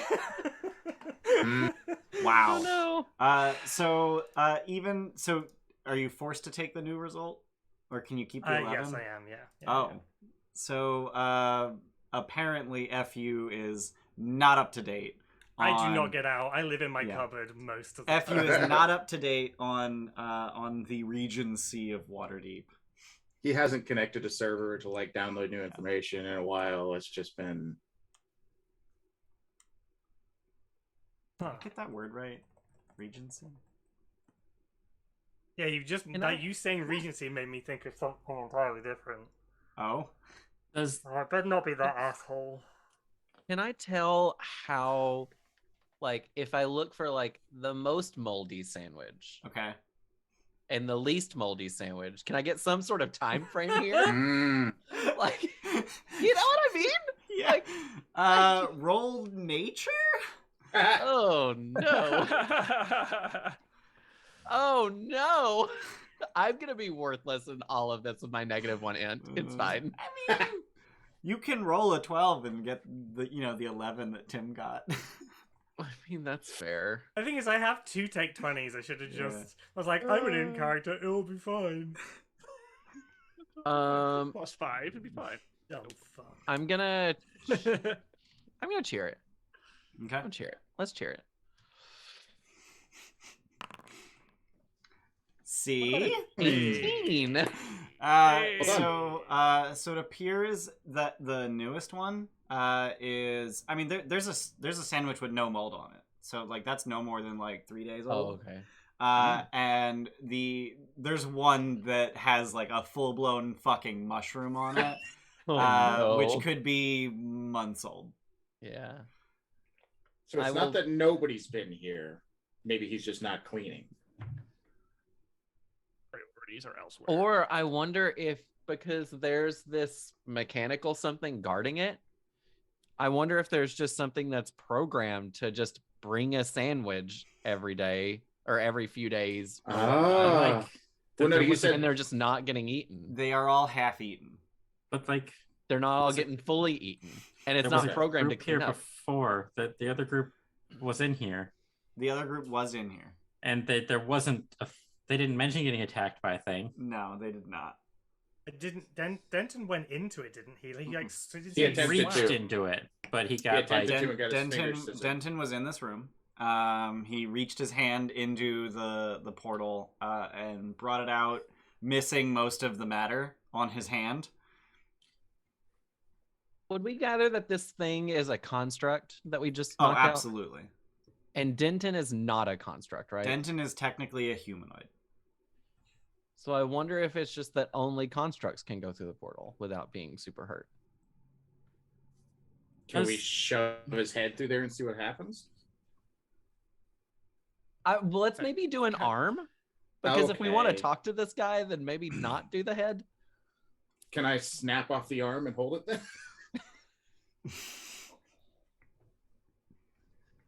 Okay, cool. So I'll snap I off can the just rapier hold arm. the body. I'm pretty good at grappling and holding things. I could just make sure to keep a good Bernie's this guy into yeah. the portal.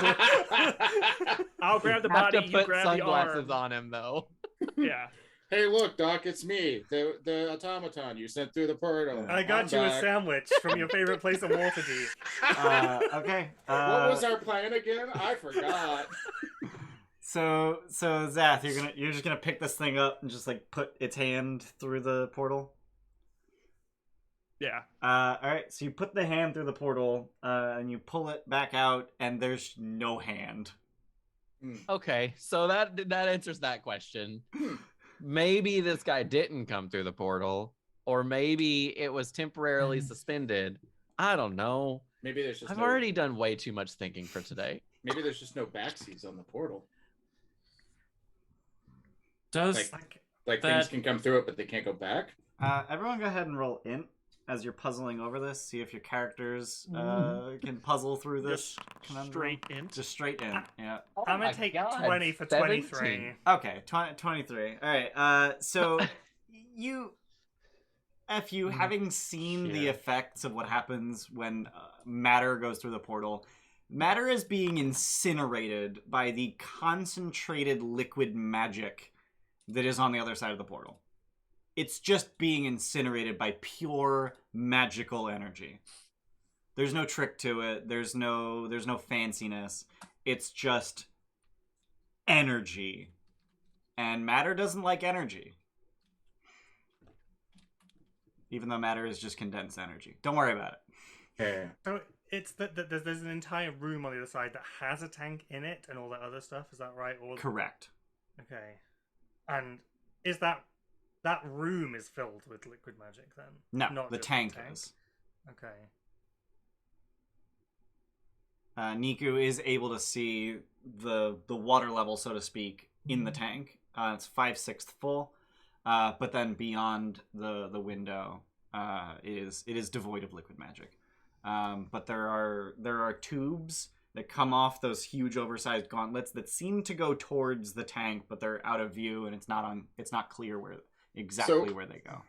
question, as somebody who's been through an singular portal at this point, Yep. when I'm looking at one and I can see like, you know, what's beyond it. Mm-hmm.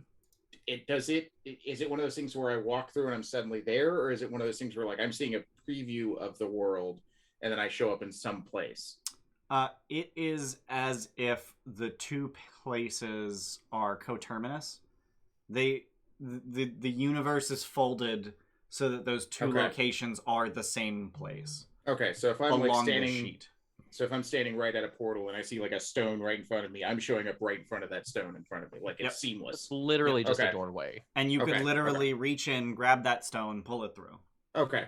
Just making sure that like if we're seeing the outside of this tank, that we're not going to show up inside of it, and that's the problem. No. The portal goes inside of the tank. Oh, the portal is inside the tank. Got it. It's not an outside view of it. Got it. Files are in the computer. Yeah. Inside the computer. Okay, I'm gonna try this. I'm gonna like click a little panel on the side and pull Mo out. Mm-hmm. So it's my familiar. Yep. And then I'm gonna fold him away in space, and then try and reopen him 30 feet inside the portal. It doesn't have to be a point I can see. Don't hurt the baby. So I'm just going to send him... I was very scared. Depending on what Niku said about positioning, just trying to... So he's not going to land in the tank, for instance, but just bamf Mo in owl mode, hovering in the air, like, through the portal. I mean, I at least saw the desk that was outside of the tank that had the sandwiches on it. Yeah. But that was about 55 feet from you. Oh. Because I can't see, but I don't need to. So I'm just going to project and try and open up space on the side of the portal and try and get Mo to come out of it. Would I think that there is a space that it could go to that's within 30 feet? Yep. Oh no. I'll point out where that space is. All right. Just a quick question before we do this. Does this look, when I look through this, does it look the same as I've looked through other portals, or does it look differently? Like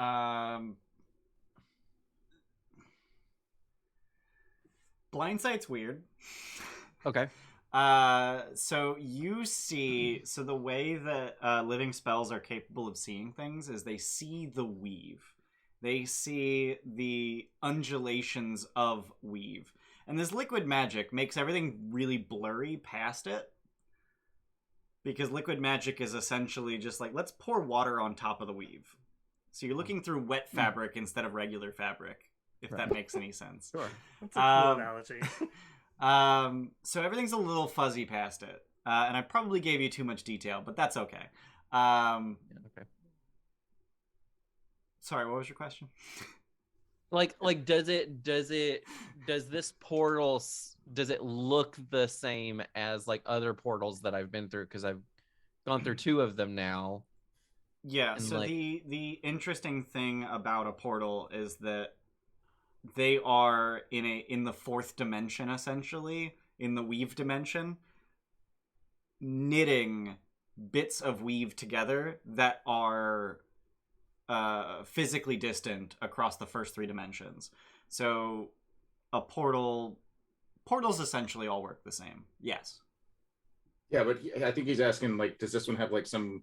There's no differentiations from. Like, does it have like an Instagram filter over it that looks different suddenly? Basically, it does, but you would attribute that to the liquid magic and not the portal itself. Got it. Okay, so yeah. So I would point out to where I was just trying to figure out if there's more information that I should be giving. But... So if anything, this is what you're looking at. No, did that not work? Oh, it's got to do a little bit of a wavy, like water effect. Oh, like it was subtle, but it was there. Something happened and then it disappeared. Yeah, I didn't notice that it was there until it disappeared. Ma'am? You did it before, and then you turned. Oh, there we go. There we go. There we go. Yeah. Okay, so it's got a wet, like looking through water effect. Yeah. Oh, that Got is it. so trippy. Oh God. So it's like Yep, can't look at that for too long. It's but when it yeah, okay. stops, it gives me like the motion sickness. Yeah. Well, It's that's when I'm changing the settings to try to make it look better. it's like Galadriel's mirror. Yeah. I'm gonna turn it off. For those of you that have not played VR, that stopping is what VR is like when you're moving in VR. It's really rough. Yeah. So Okay, so yeah, I'll point to FU wherever that is. I'll just point like in a direction from whatever. You can like angle. ghost me. I'll like stand in front and be like, just point my arms where I need to go, and I'll just like pop. Okay. Lead the way, Magic Swayze. So I was it's about to say, am I Patrick Swayzing this? it's an action to pop your familiar, Yeah, I think so. Goodbye, Mo. and then an action to look through your familiar senses. As an action, it can be temporarily dismissed, and you can cause it to reappear. Oh, as an action while it's dismissed, you can cause it to reappear. Yeah, and then. Yeah, I think it probably is. As an action, yeah, so I have to wait until my next 6 action seconds. I mean, unless I did it like I take the senses before I pop him. I think you have to repeat the action every round in order to continue looking through senses. Oh, really? You got a Treato for the Floof Queen. Treato. Good Right, until the start of your next turn. Okay, so yeah. So there's no way to pop it and see through it at the same time. Okay, sure. Yeah. So, yeah, I don't... So here's the thing. Your familiar is a persistent creature, so you wouldn't be able to see through it. While this happens, but, you know, yeah, shit happens. So you pop Mo on the other side of this gate. You're so tired. And then 6 seconds later, you attempt to send your senses through his and find that he is not there. Is it that he's dead? He's dead. Okay. Oh, well, Mo's gone. Oh dear. Let me just roll some dice real quick. Oh, Mo. Nice to see if someone else noticed. Mo. What's your familiar's HP? Is it 1? 1 Okay. right now, yeah. Yeah. All right. Okay. So, all right. I don't have to roll any more dice. Okay. All right. The description of the maker's mark we have from Niku. Yep. It's on the tank. Is it something that we would recognize? We know who made the tank. No. Okay. But that all might the be gates- something that you could figure out. Okay, so as somebody who came from a brewery lineage, Mhm. does it look industrial? It's in pretty build? industrial. Yeah. Not that you can see it, but given Niku's description, you could. Right. Okay. None of the gates are open, are they? They're all shut because the magic is being... So the keystones are all slotted, and the gates are unscrambled, but none of them are open. I mean, that's the normal state of a Nexus. Like, none of the gates are open. Except for the one that's... Except It's the got one, right except the one whose key is literally air. Can I try and find one that looks like it has an easy key and see if I can try and get it to function? Allow me to regale you with the 8 keystone symbols that I made sure to come up with because I knew you'd ask. Why did I not put this in Foundry? What's wrong with me? What's wrong with you? Shit. In typical Trolls for Hire fashion, do they all have a convenient little collection of needed items in front of each gate? So we can use them? Yeah, no. Oh, okay. One was a familiar. Well, Whoops. Fine, I can bring him back in 10 minutes. It'll be fine. Yeah. 1 sec. This whole time, Zath is like putting all the attention and making sure the construct stays bound. You like no idea what's going on with the portal. Lights, magic. It's a tangled mess of Christmas lights to you. You're doing a you don't really care. good job. Yeah. You're keeping Just us all like- safe. Exactly. Just keep an eye on the construct, even though it's literally disarmed. Unconscious, tied up, and has no arms. Disarmed. Yep. Okay. Why did I not upload this? What is wrong with me? It's fine. It's fine. It's fine. I'm okay. Where the fuck is this file? Everything is awesome. Oops. Ventures. Epsilon Keystone. Okay. Okay. Save? I really hope you can't see the file name. Okay, you can't see the file name. Alright. So this is the north by northeast keystone. Well, excuse me? And that's the only one I have an image for. The rest are just descriptions. It's fine. A hat with a wig under it. Yep. Yeah. You figured it out. All I can see. So the rest are a confused... So I'm going clockwise from north by northeast.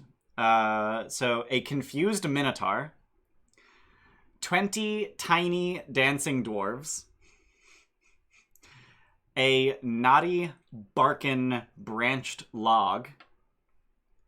Scantily clad sea elves holding their fingers to their lips in a gesture of silence. The words, "Only a dragon can unlock this gate." A will-o-wisp. And a wave. Like Like a hand waving. water. The moving symbols next to a hand symbol. Wave. Water. It's A wave emoji. Yeah. prayer hands emoji. So can we get that text somewhere, please? And thank you. Yeah, all right. I lost track by like east by southeast. The 20 dancing tiny dwarves. The bashful sea elves. Pardon. Gorimm thinking his galaxy brain kind of wants to go pee on the wave emoji one. They're all very deliberately hard for us to achieve. Water's wet. Yeah. Yeah. That very clearly needs a liquid. wave of oil. Do that. I'm gonna drop it in Foundry chat, I guess. That wasn't annoying to put together. Doesn't look at chat, Jesse, so I would ask. What's that? Are we gonna take a break soon? Yeah. Yeah. I need a drink. And yeah, I do too. I was trying to find a good place to stop. Sure, here. Now is where we stop. So we're gonna take a break. We'll be back in a little bit. Don't go anywhere. They're gonna continue exploring. It's gonna be great. They're gonna be confused. I'm gonna laugh at them. Cool. Tim's gonna laugh at me laughing at them. Yeah. So we'll be back. Don't go anywhere, and we'll see you soon. Bye. Welcome back. We're playing D&D still. Again. Always. You got it in the right order, just barely. But yeah, so we're playing D&D. The heroes are exploring the Epsilon Nexus and just trying to collect some clues at this point is sort of what we're doing. So the last thing that we covered was that you just sort of went around a room and looked at the symbols on the 8 keystones in the room. So the north by northeast was that image that I showed you, which Jesse called a hat with a wig coming out of it. And then clockwise from there, a confused minotaur, 20 tiny dancing dwarves, a knotty barken branched log, scantily clad sea elves holding fingers to their lips in a gesture of silence, the words, "Only a dragon can unlock this gate," a will-o-wisp, and a wave, as in like an ocean wave. Not a waving hand emoji, an ocean wave. I almost wrote the Great Wave off Kamigawa, but I decided, no, I'm not going to go there. Yeah. So, just to clarify for people watching at home, these are only marked above the non-cardinal direction gates. Correct. Right. The cardinal direction gates are what are known as the Nexus gates, which require the location gates to be keystoned. So in theory, every single Nexus gate in here should be functioning because they're all keystoned, but portal, siphon. Right. The only one that worked is the one that we came in. Correct. Right. Because It'll it's work, powered right? from the other side. Well, yeah. Okay. But yeah. Just had like a momentary panic. It's fine.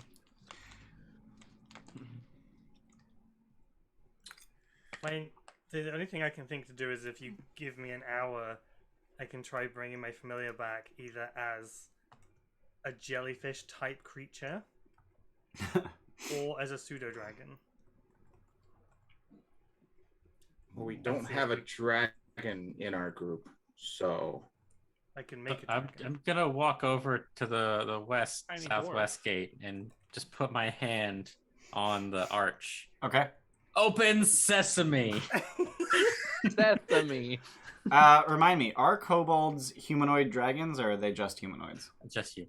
Okay. I think because I'm UA kobold, I have draconic legacy, and like I do have draconic features, but typing I am just humanoid. You know what? I'll allow it. So as you tap the gate opens. And A puff up real big, like yeah. hell yeah. And through the gate, you see a undulating pinkish mass of flesh that is dripping with sticky green fluid. Close it. Close the gate. I think we just have to ignore it for like 48 more seconds or something, and it'll close itself. I'm sorry. Is it like just a wall of flesh? It appears that the gate is inside a sack of flesh. So we probably heard the stories about the centipede cave. Yep. And what happened with the very large thing that was bisected by the. Yep. So I wonder what this gate did, if anything, to whatever it's. Oh God. Oh God, I don't want to know what that feels like. So yeah, I probably like don't see it at first because as soon as the gate starts to open, I turn around and just like puff up, and then people are like making this like. I turn around and look. Like... I would like to give you luck, Jordan, for that whole image. Little kobold, big chested. No, just kobold, horrible things behind him, cut to rest of the group vomiting. Yeah. Just proud as Is fuck on his Pretzel face. still on? Is what? Pretzel. God damn it. In that brief moment, Archie was 2'7" though. I shrunk. I can't afford to shrink. What are you, 2'8"? I'm 2'8". Oh, okay, then you were 2'9". Sorry. Perfect. Yeah. Even better. Yeah. You were just definitely up on your toes and like. Fuck yeah. I was probably moving over to give a high five to FU. So, that is at least partially settled. I feel like I should probably give you some more details about things that are just sort of strewn about this Nexus. Because I'm assuming that at some point you all would have just sort of made your way around this room. It is a fairly large room. It's 90-foot diameter, if I recall correctly.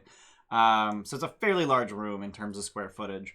But as you make your way around, at the very least, as you're examining the keystones, you would notice that near the northeast gate, there is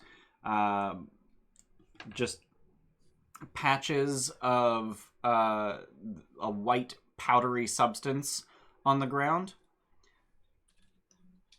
By the west-southwest gate, there is... Do I have that correct? That's the one we've got open right now. Yes, correct. Thank you. There are slight divots in the stone. At the ground level? Yeah, on the ground, on the floor. Huh, Like okay. acid has been in through the stone. A little bit, yeah. Near the west by northwest gate is semi-dried mud. Okay. And by the northwest gate are a few pebbles. Additionally, scattered throughout the room, just sort of haphazardly, are several broken wax seals. Can I start collecting them? Okay. Yeah, I was gonna say, can I like start to put them together and try to? That was the idea, like to try and puzzle it jigsaw together. piece them together. And- Sure. Yeah. And all of this is much in the like just open the door, a little bit of debris flew in sense, right? Sorry? Like, you know, like I just opened my front door, some dirt or leaves kind of blew in, you know, like all the shit right around the door. In you know, each that gate is what kind you're of saying. arrangement? Yeah. Yeah. No, like right at each gate is what I mean. Yep. Yeah, it's like it's just gotcha. Yep.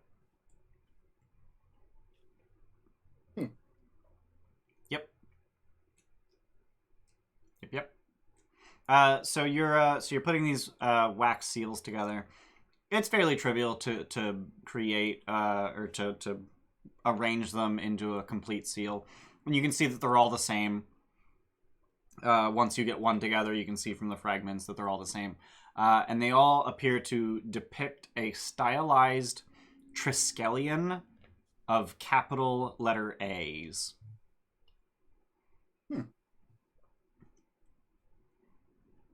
So for anyone who doesn't know, a Triskelion is essentially just a triangular symbol that is crafted from 3 copies of the same thing. Occasionally, also actually I think exclusively, a Triskelion requires that part of one of them, the end of one is also the beginning of the next. So are they like with the points of the A's going out, or are the points of the A's touching? The points of the A's are out. The legs are touching. Okay, So in fact, the leg of one becomes the cross beam of the next. got it. Ooh, Okay. that's a cool symbol. Does that symbol mean anything to me? It does not. Okay. I assume that I have a water skin on me of some kind. Can I Yeah. It's reasonable. pour a little bit on the northwest gate? Like roughly around the same stone where I saw Archie slap. Northwest was Wave. the wave. Yeah, but I'm saying like, you know, how he touched on some part of the Right. gate. Mine gonna- similarly. Pour water on it. Just a little Water bit of wet. water, kind of smear it. Yeah. All right. Nothing happens. Can I check what the white powder is? Can I try and determine Sure. what that might be? Is it like sand or? Go ahead and roll nature. Oh man. Okay. Just gonna straight roll this because whatever. 12. Okay. So you are able to determine that it is salt. But given the way that it has smeared across the floor, it appears to have been dissolved in water, and that water has evaporated. I'm gonna grab some of that That's the salt southwest Jellyfish. one. and then do the. Northeast has the salt. So northeast has the salt on the floor. Northwest has the wave symbol. I'm gonna grab up a scoop of the salt and some of the water and then mix that in there. So it's like ocean water. Okay. So you just dump salt in your water skin. Yeah. Okay. And then you just pour the water. I mean, you're in the city. Like you can Yeah. rinse it out and refill it. It's not Sure. like you're in the wilderness. So you collect the salt, you pour it into your water skin, shake it up a little bit, and pour it over the gate. Mm-hmm. And the gate opens. Ah. Oh. Filling the room with ocean. We drown. No, the gates keep environment out. It's fine. It's true. That is true. That's actually how the gates work. So you can hear, but not feel, the rushing of wind as soon as you open the gate. As it appears that this gate is at the top of a mountain. So what you can see immediately beyond the gate is a little bit of rocky walls on either side of the gate. and then beyond that is just an expanse of sky. And Niku, you can see the rocky walls, and that's fucking it. Yep. Mm-hmm. Yep. Is it night on the other side or day? What's the... That's a good fucking question. Time zones. Because in my head, I'm seeing like dark and stormy night, but that's just my head.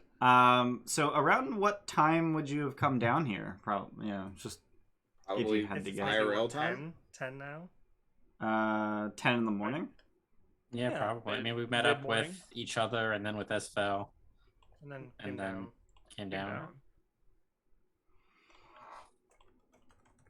How wide are time zones?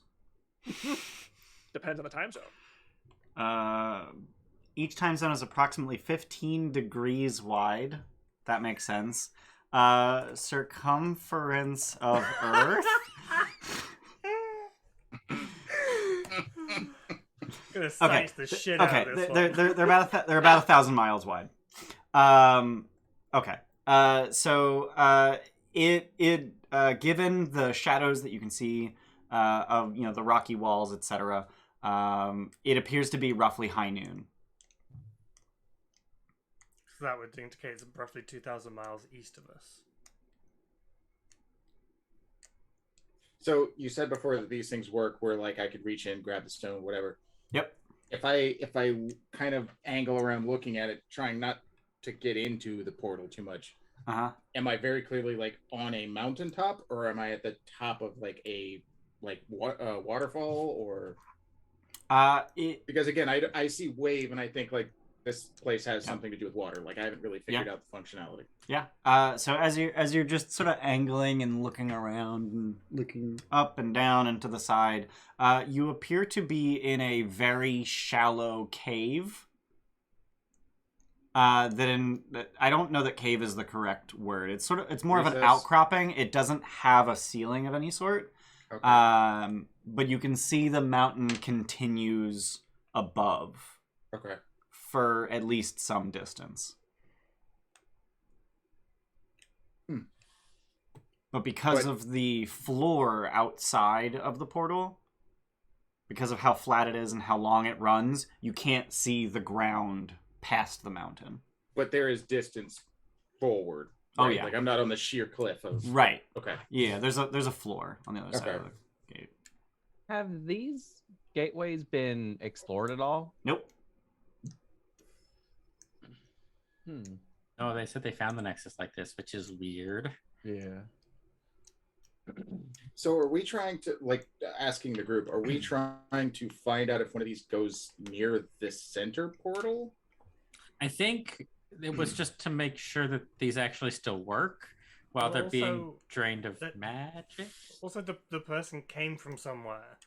Yeah. And it's likely that they were in one of those doors and found their keystone, put it in, got access to this one room, and then have set up all this as a result of discovering it. So I'm wondering if there's a settlement on the other side of one of these, or, clues to that. That's kind of where my head is at. Like, there has to be an origination, and the most likely thing is it's one of these doors. You're saying the person as in, like, the mechanical nimble, right?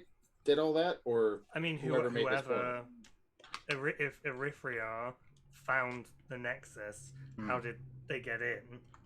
And the most logical and simple answer is at some point they found an archway and a keystone wherever they are in the world that accessed this gateway system, but couldn't access any of the others. So piggybacking off of that, do we know anything about like nimble rights and who uses them, who creates them, kind of situation? Just trying to figure out like which of these based on the symbols would be most likely that a nimble right would come out of, kind of thing, is what I'm trying to figure out. So go ahead and roll history. Okay. And if you voice that concern to the group, then everyone can roll history. Yeah, okay. I would voice that concern to the group. We also have like TFH history with nimble rights, right? think this is the first time I've used Nimble Rights in TFH. Yeah, but the characters that went through Dragon Heist, did they... The characters that went through Dragon Heist are the Gilded Trolls. Yeah, so did they ever go through the Nimble Right as written in the Dragon Heist adventure? Yeah. Okay, but so we have, like, as I'm saying, the Gilded Troll, in a sense, has a knowledge bank about Nimble Rights, is kind of what I'm saying. Well, if you can get access to having a conversation with one of the original trolls. Not unexpectedly, FU rolled highest. We have the same modifier. Yeah, okay. without proficiency. So FU, how old are you, incidentally? I have no idea. I guess. How long have you... Well, I guess you sort of woke up after Hallister died. Yeah, and I don't know how long prior to that. I don't think it you're really a matters. creature of law, so yes. Is how old you are. But essentially you've been conscious for about 2 years at this point, essentially. Yeah. So you, I guess you've heard after the fact. You weren't around for when it happened, but about 3 years ago, Nimble Rights were introduced to the world at Waterdeep's Festival of Invention. That's not the right name. Isn't it the hands, the helping hands thing? No. It's just a citywide festival that celebrates invention. I forget. Day of Wonders. Yeah. That's the thing. They were introduced in Waterdeep in the Day of Wonders 3 years ago. They originated from Lanten, which is an archipelago predominantly inhabited by gnomes about 3,000 miles south of here. Given their capabilities, which is fast movements and not particularly hardiness, one of their main purposes is assassination, or one of the things that they have been used for most in the intervening years is assassination. But they are also occasionally used as bodyguards because they can take a few hits that, you know, were meant for someone that doesn't want to die. As for creators, there's a variety of gnomish creators who have either licensed or stolen the designs from the original inventor. Did Girder ever make Nimble Rights? Girder has never made a Nimble Right. Okay. Girder concerned herself more with thinking, feeling automata, out of which came Denton. Which was purely accidental because she didn't realize she needed a soul, and Mistra was like, "Here, I got you, fam."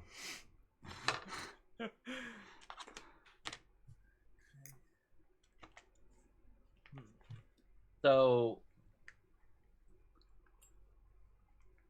we didn't really learn anything that could tell us like where it came from. Not right? really.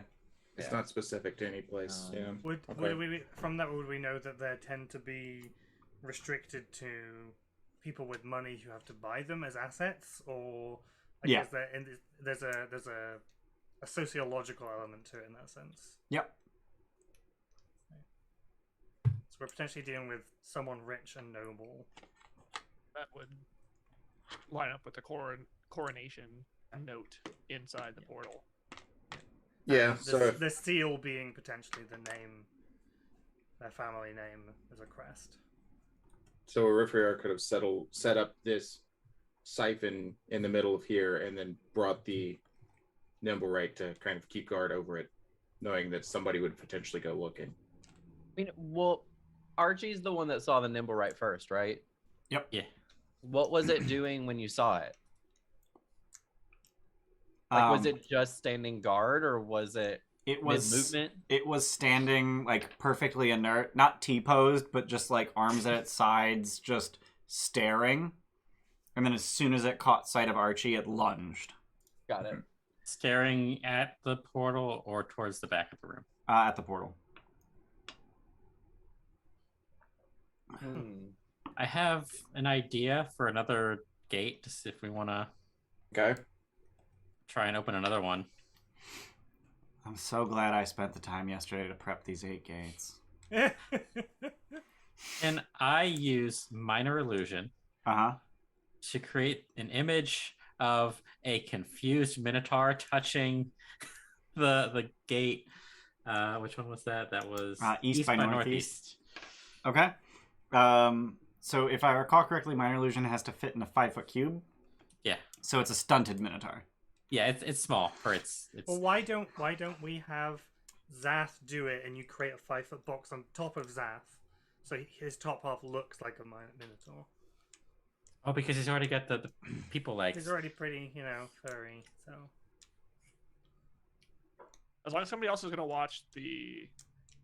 Yeah, I got it. He's okay. Yeah, I'll give it a shot.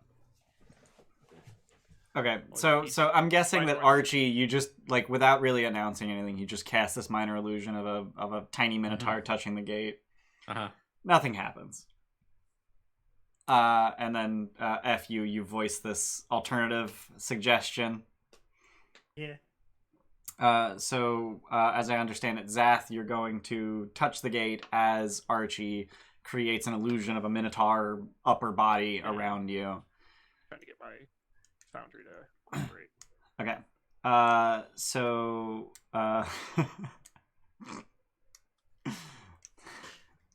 This is me realizing what's about to happen. So Zath, you touch the gate as this illusion appears over top of you, and then the rest of you see Zath just disappear. No. And there's just half a Minotaur hanging midair. Okay, so we have to do that to all of us, right? Because we have to go after him. I guess I had to be last. I'm immediately just gonna go up and touch the gate. Okay. Just all right. Are you going to align yourself up with the Minotaur upper body, or are you just going to touch it? Yeah, I'm lining myself up. Okay. All right. So you all see Niku disappear. Cool. Oh, I'm going too, I guess. Go. All right. So Gorimm is too short to really line himself up with the Minotaur. You jump and touch it. Fuck it. Okay. Oh wait, was I too short to do that too? No. 6'5"? It's only 5 inches. It is what it is. So Gorimm just leaps and taps the gate and disappears. Okay. Bayless. Yeah. Do me a favor and make an int check. Okie dokie. Everything's fine. That didn't work. Let me do it again. Okay.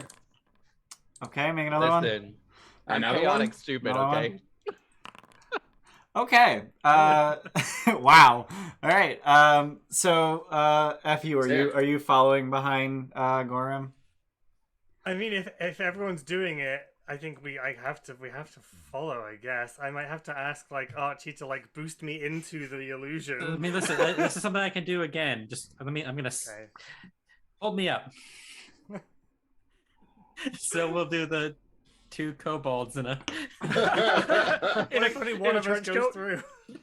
We both fit in a 5-foot cube, right? Yeah. And you're touching each other by teleportation. So right? you reach out and touch it just in case it's only the person that touches it goes through because. This is how Ian justifies me not coming through next week. I didn't even think about that. So you touch it first, and then we can. Cool. All right. So Fu touches the gate and disappears, and Archie, you just fall. Bruise my butt. And then I'll do it myself and touch the gate. Oh, Okay. no. So you also disappear. Gorimm. Because you're the only one for whom this actually mattered much. Because the first 2 had negative int. Don't worry about it. Cool. So all of you, as soon as you touch the gate, you find yourselves in a maze.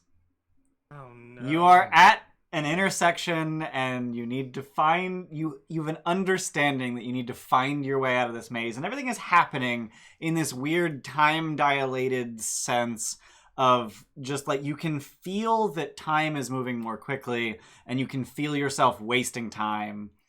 Gorimm, you immediately solve the maze, and you teleport back into the Nexus. And when you do so, you find that no one is there, and the gate is open. Oh no. So at this time, I'd like Archie and FU to start making intelligence checks. It is DC 20. I'm gonna take 20. Oh no! Okay. So get fucked. The Yeah, two I'm of also us. gonna take 20. The first time somebody touched it, the gate didn't open, right? Like it's just open Correct. now that I've come back out. Correct. Okay. Only one person needed to solve the maze in order for the door to open. Fucking confused Minotaur. Minotaurs are labyrinths. It's confusing. It's Yeah, great. I mean, listen, Jesse, know that Minotaurs love mazes. fuck Ian. I don't love Oh yeah, them. They kind of Zath had no idea. So Archie, what is your what's your take 20 get you? 23? Okay. For an int check? Yeah, 22. because it's +2 with a half proficiency. I get to add Yep. Jack of all trades. All right. So +1 int, +1 for Jack of all trades, +1. +2 int. Oh, you have +2 int. Okay. Okay. So yeah, so the three of you find yourselves in the Nexus with the gate open. Zath and Niku still missing. And Bye. Nice talking to you guys. where is symbol Minotaur? Oh, okay. So through the gate, you see the interior of a massive tree. There is a wooden floor. You can see hundreds of rings on this tree, and then the walls of this chamber are pitted, irregular, vaguely like worm-eaten kind of texture wooden walls. Mr. Deku. And you hear knocking from some distance above you. Like repetitive, fast knocking. Like woodpecker knocking? Kinda, but much larger. Okay. Do I remember, since I apparently solved it rather quickly, do I remember anything about what the inside of this maze looked like? You in fact find it noteworthy that you remember nothing about that maze. You remember that you were in a maze, and you remember that you solved it. We were each alone in our own mazes. Yes. Okay. I just know that I figured one out. Yep. Are we gonna have to do that every single time? That seems annoying. I don't remember doing that for the first one I went through. Like when we went to the giant mountain. That's the only maze I don't remember. What? That's the only. Never mind. Okay. Help. How do we fix? I don't know how to. Is there a floor to this tree? Yeah. Yeah. All right. Let's go find them. I'm going through. You're assuming that they're in the tree? I I mean, wouldn't do that. I would wait until we get them back. Because if that gate closes in a minute and we're on the other side, and then we have to maze back through and we fail, then the party's just completely split in two. how do we get them through their maze? We need to wait and see if they can figure it out. Because How I long guess they can keep making checks, right? It's DC 20 and they have negative int. Oh. So yeah, they they're can just keep stuck in making there checks. forever. So in the time that you've been arguing, Zath and then shortly thereafter Niku pop out of their respective mazes back in the Nexus exactly 1 minute after they entered. Oh, that's so much. Oh, that's nice. Oh, okay. You thought you were just stuck there forever, huh? Yeah, it sure A little did. bit. I'm like, well, I'm Yep. fucked. Cool. Yeah, let me just. Welcome to Trolls for Hire. You're just stuck You're stuck in a maze forever. until we figure out how to fix it. No big deal. Welcome back. Did you have fun Didn't in your like maze? that. Didn't like No. it there. FYI, it felt like 10 hours, but on fast forward. Like it was kind of like a dream logic sort of thing where it felt like 10 hours, but as soon as you're outside, you understand, like you feel it that it did not take that you weren't there that long. It felt 0 like stars. Do not recommend. I'm not touching that gate. I need a minute. I'm assuming at this point the gate closes because a minute has passed. Yeah, so a minute after Gorimm leaves, the gate closes. So it's basically like Zath comes back, Niku comes back, gate closes. Before it does, you said the inside was the inside of a tree? The inside of a massive tree. Was the gate obviously close to any of the walls? No, it seemed to be in the middle of a room. Okay, I was going to try and grab a naughty barking branched something.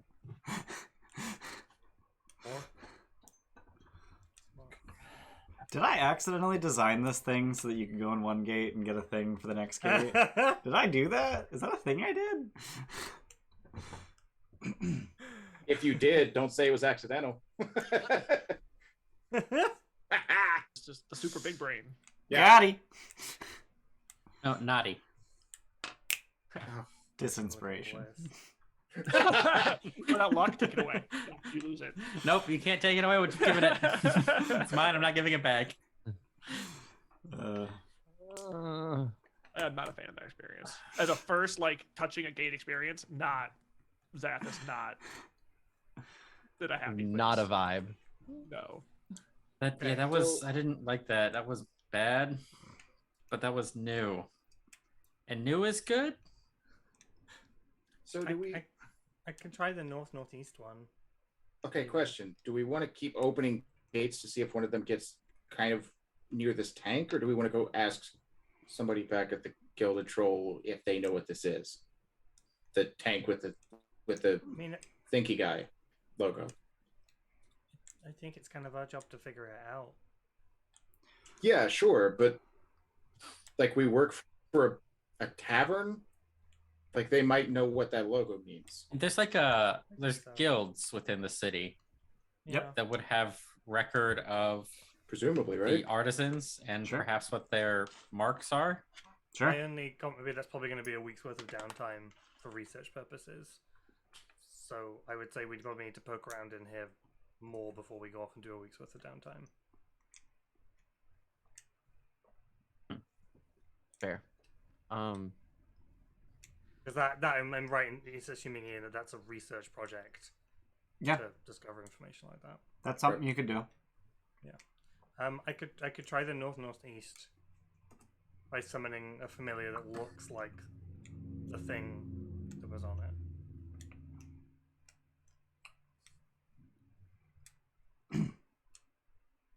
Not I'm hearing a game. no.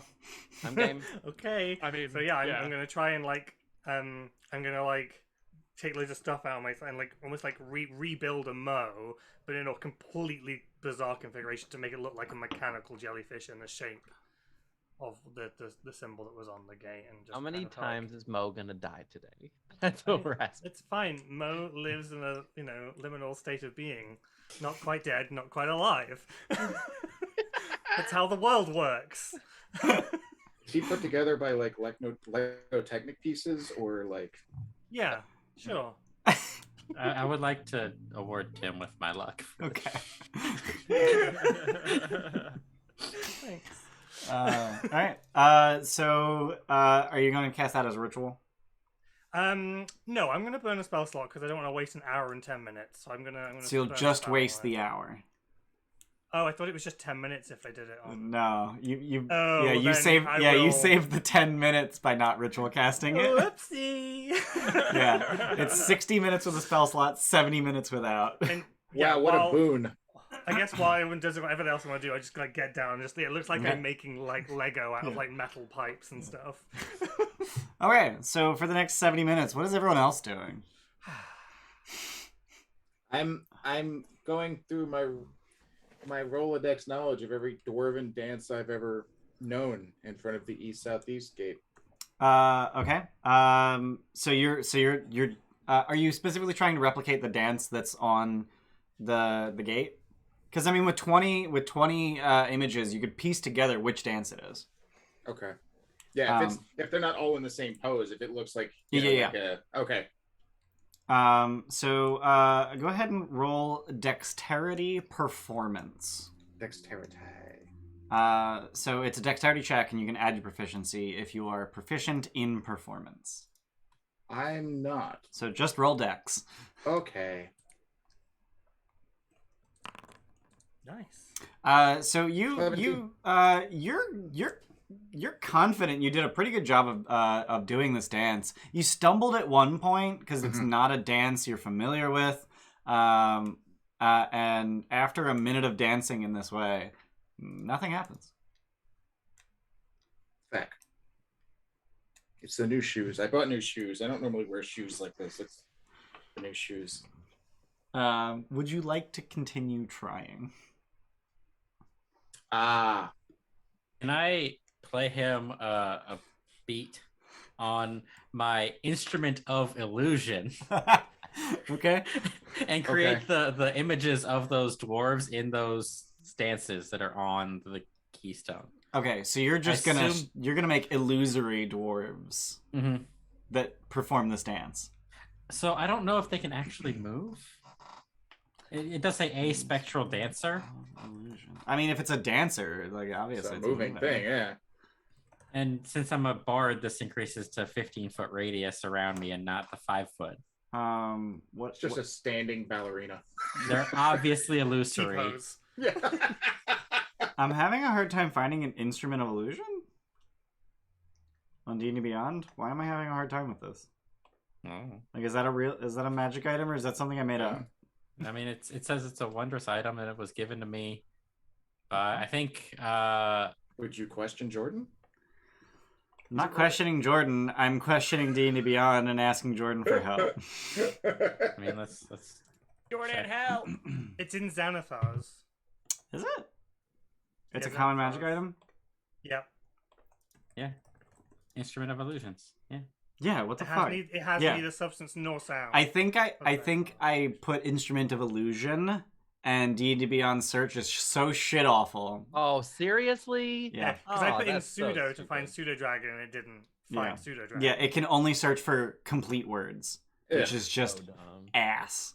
Yeah. You can create harmless visual illusory effects. If your bard radius increases 15 feet. Sample visual effects include luminous musical notes, spectral dancer, butterflies, and gently falling snow. So the gently falling snow makes it very clear that you can animate it.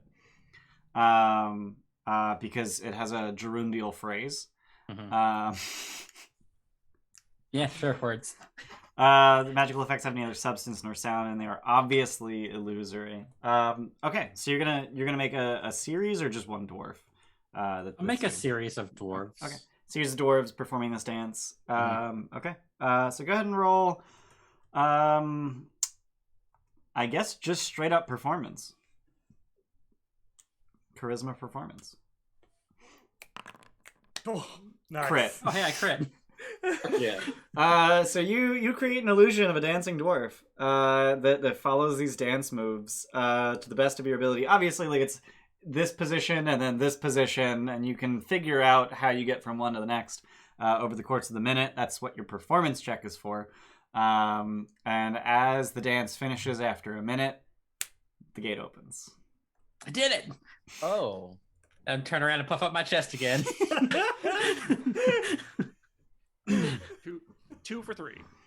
What you see beyond this portal is nothing. Utter blackness. Until it appears that the gate rotates. Oh. And you see off in a great distance, a ball of burning gas. And the gate continues to rotate. And the sun disappears from view. Oh, good. It's floating in space.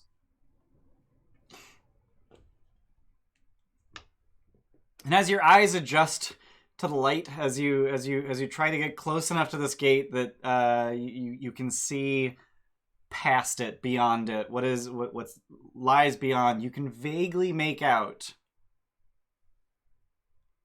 pinpoints of light in the distance, bright stars off in space.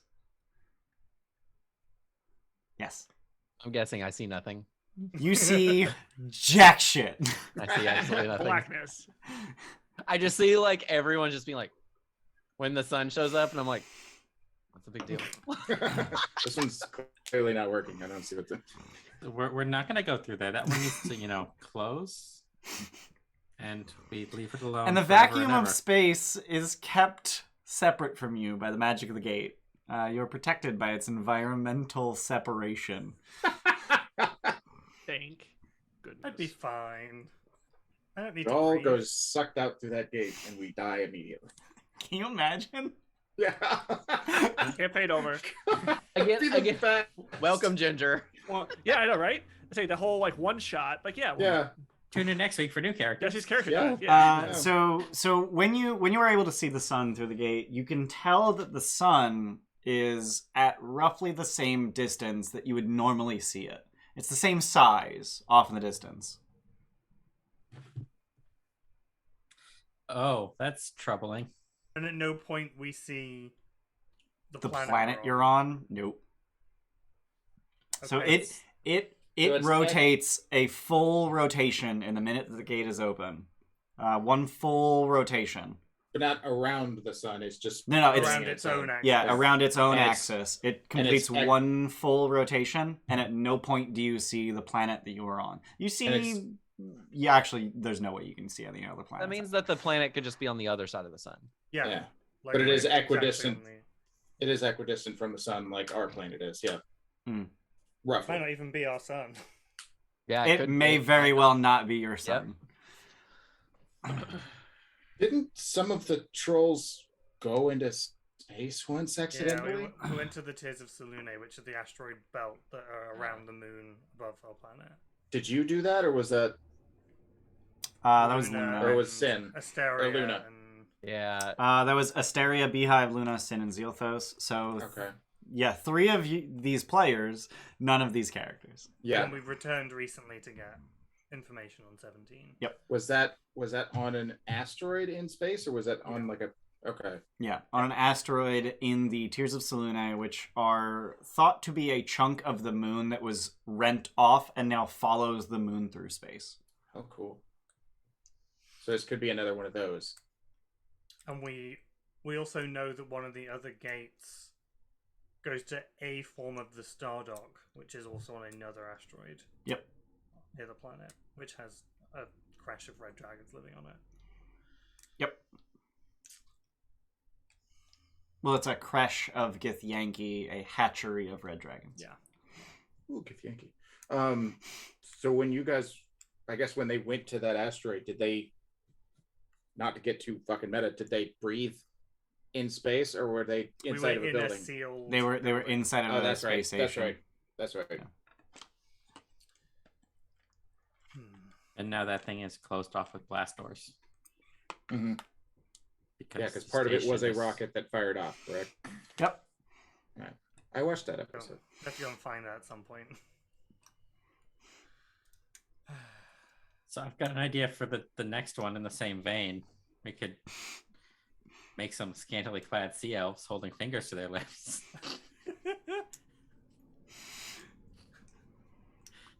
Yeah. If illusions work, then sure. Well, but illusions have only worked sometimes, right? Yeah. They've worked so every ones time that when had- they've been backed up. I'm Like 3 for 3. I just want to point like Oh. I'm 3 for 3 right now. The second one was Yeah. kind of like hit or miss there for some people, but It wasn't a successful. It was- it was- opened. It opened. It was a mixed success. You achieved your goal. I'm lucky question. to be Consequences. here. What do we know about will-o-wisps in character? Go ahead and roll religion. Since they're Should be good at this. undead creatures. You should be, but clerics are not. Nope. Unless you're a knowledge cleric. You know what? I should be good at this, so I'm gonna take 20. Okay. 21. Okay. Oh, you're proficient. Yep. Oh, okay. So will-o-wisps are undead spirits that are predominantly found in swamps. They're a sort of regional variant of ghost.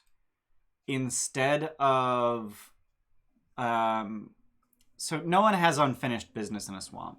No one who has unfinished... So, I should clarify. Some people who have unfinished business die in swamps and they become ghosts.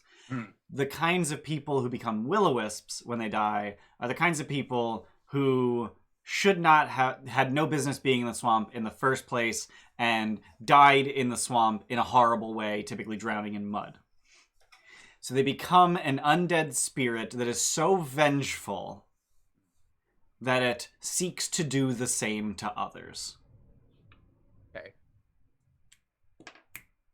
Do we know what form they typically take?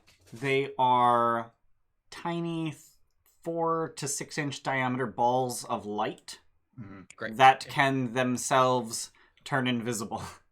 And okay, but we know that, right? Yep. So I'm gonna go up to the which gate is that? The west northwest one. Yep. And take out my drift globe, turn it on, and put it in front of it. Okay. Nothing happens. Damn. Minor illusion over the drift globe of a will-o-wisp. Well, Nothing happens. It's a ball of light, so I was thinking maybe that would work, but Nothing happens. But you want to make an illusion of a scantily clad sea elf holding its finger to its lips. Yeah. In front of the south by southwest gate. I mean, I think it says elves, so however many are depicted on the... So it's a group of 5. So we'll use the instrument for this. Okay. So you create this this sort of underwater scene with their tails. Actually, I don't think sea elves have tails. I think they have webbed feet.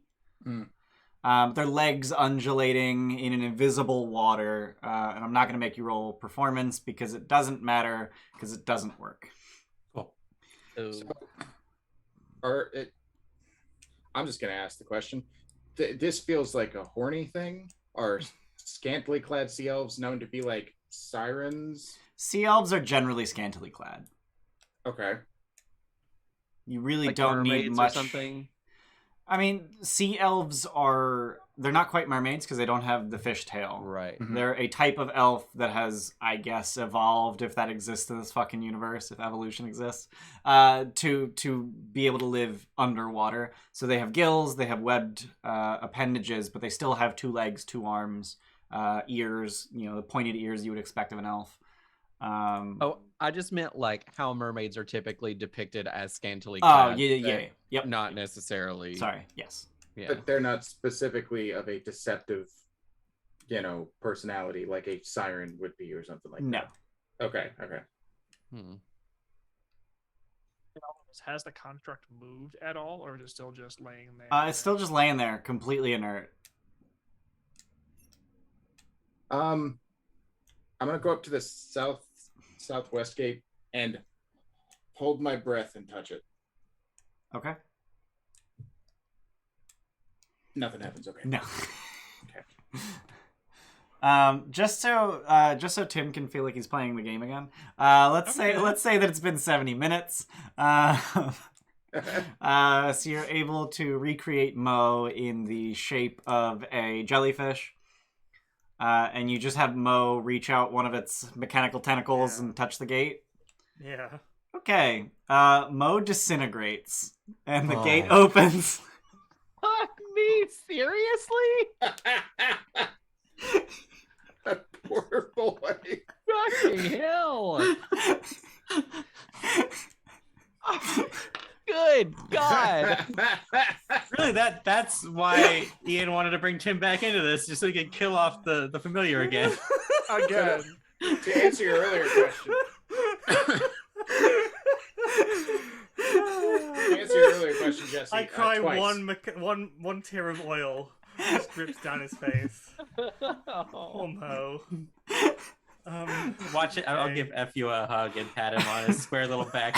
There, buddy. It's okay. He'll be fine. I can make him better. I'll just pat the antenna. What's on the other side? The gate opened. We can do that once. An hour?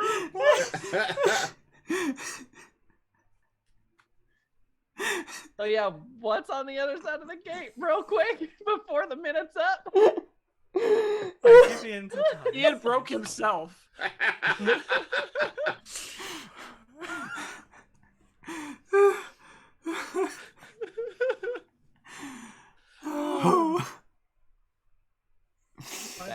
My tiny robot son. I hope you're proud of yourself. I am. Clearly is. So visible through the gate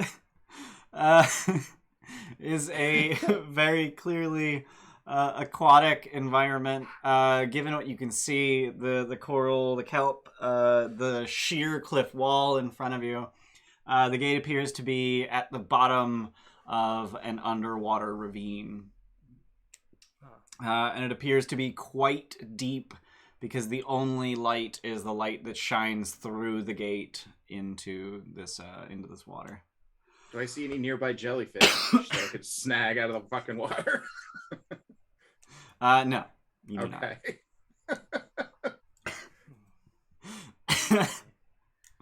Well, if we ever want to do this again, let's go to a fish market next time. Yeah. Yeah. We'll just buy some squid or something. Sacrificial squid on the gate. Yeah. Something. We could Not just have low. someone make little like cloth jellyfish things. Sure. So we've got Mariana's Trench, space, Yeah. a Nice. mountain, Surprise. the deck Inside of a giant tree. Yeah. Yeah. I don't know what you're talking about. There's no space. That was just darkness. The inside of a That's what living space is. something. Yeah. Something. So we the top probably of the gave mountain. one heck of a stomach ache. So we do, yeah. So we have underwater, a maze that goes to the Deku tree, space. We don't know what the naughty barking branched log does. Don't know what the scantily clad sea elves is. The dragon was the inside of a living whatever the fuck. Yeah. Don't know Will o' the Wisp, and I'm the wave was guessing the it's top the of a inside of a mountain. dragon. That's what I would guess. I mean, I guess seeing all this, I can risk more personal loss or whatever, peril, and go like touch the haft or whatever, like the butt of my axe to the gate for the knotty wood to see if it does anything. Okay. So presumably the handle of your axe is made of wood. The handle of it, yeah, Okay. So you grab the back, just- touch it to the gate. yeah. So the entire half disintegrates. The head falls to the floor. And the gate opens. We got a guy for that. I'm punching now with the shield.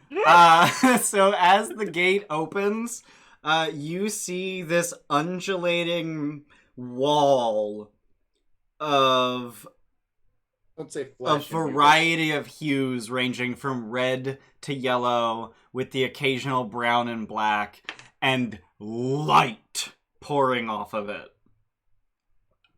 What do I see? You see a very Sorry, you said slowly light. undulating mass Oh. of... Actually, you can see through the light. You can tell that it is rock. Okay. Oh, it's inside like a volcano. Yeah, that's what it may seem like. Oh, and it's undulating to us because of like the heat ripple. Yeah. Yeah. Okay. Oh, no, the rock is undulating. Okay. Yeah, it's Yeah. just like magma. As Yeah. it's like heating and cooling and moving around, it's changing color. Well, feck. Oh my god. I'm thoroughly impressed at how many of these gates you've been able to open. Ian, what have you done? And how none of them we can go into. Yes. Hey, That's you not can true. go in the tree. Yeah, okay. And we Oh, can go some into of us can. the Put through there. northwest one we could go through too, right? The shallow cave. Yeah, it's just a cave. Sure. I mean, that is somewhat heartbroken by the loss of the handle to his axe. I hope Kinda that just was not personal. I mean, he has the blade still, so like, Yeah. you have Just to- grab the he blade kind and of- swing it. he kind of he grabs it for now, just in case. Like, Is this like a Okay. two-headed battle axe? Or is I it see. a one-head design? probably a single head. Okay. One large head. Like But it's got like that curved blade on it. The big carve, Yeah. yeah. Hey, like a God of War kite axe. Does Yeah. Gorimm Oh. have like a quarterstaff or anything that you don't use? I have a quarterstaff you can use. Could we at least just temporarily you can cut the top off and just make Well, a new temporary? For the time being, oh, it's an axe. Never mind. I was gonna say I could give you my warhammer temporarily, but I don't know how you'd feel about that. But until we can get your axe fixed, at least I'll make do. I can fix it when we get back. I've got the tools. we could take inspiration from this guy and we could just weld it to your arm. He does have very long arms. Just I saying. mean, it's just go Groot. Just Yeah. Yeah. Safe to say no one's trying to put their head through this gate. No. Yes. No. I am not. I'm avoiding that. Got Like it. a All right, terrible so idea. minute later the gate closes and now you're just, how do we fix this axe? Yeah, I'm just like staring at the back. Yeah, if I'm sure someone has some like wood chop, so we can just you can create a Yeah. temporary axe handle for it. Like you can do it in like 15 minutes. It's not hard to make an axe handle. Yeah. But it's just down like if we ever take a piece of wood or whatever, sit there and like start to get my tools out. And... So Maybe which that's ones work. haven't you gone through? It's just the sea elves Will-o-wisp. and the will-o-wisp. Mm-hmm. We Thoroughly. haven't gone through the knot. Oh, we have gone through the knotty. Oh, it's the naughty. Yep. Yeah. Yeah, that was the volcano. Yeah. Yeah. Yeah. Yeah. Mm. We got through a lot of those. Wow. Yeah.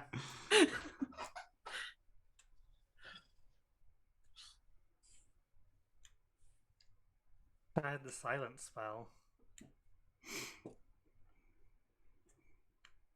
Does anyone What have was behind the silence? dancing dwarves one? Dancing Dwarves Space. was space. Oh, space. Space. Space! Tim, sorry, Bayless, are you doing Tim Curry? Yeah.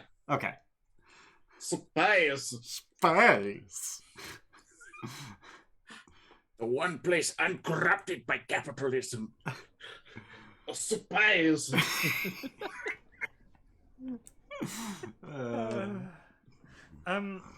I know what the answer's probably going to be to this, but I think I'm going to give it a go and waste one of my precious spell slots. Okay. Okay. I'm going to go to the west-northwest one. Yep. And attempt to cast knock on the gate. Okay. We did the dragon one already, didn't we? West-northwest Yeah, is the Is will-o-wisp. the will-o-wisp. Oh, sorry, I was reading. Because Okay. it's all magical means that prevent access, so I just wonder if I can get a one-time override. I don't know. So I'm just going to try. I don't think we've ever done it on a gate. You have not ever cast knock on a gate. And it creates a knock sound audible to 300 feet, I think. And yet does nothing. One of my two level 2 spell slots for the yep. day. Wouldn't that be some shit though if the second level spell could open up one of these bitches?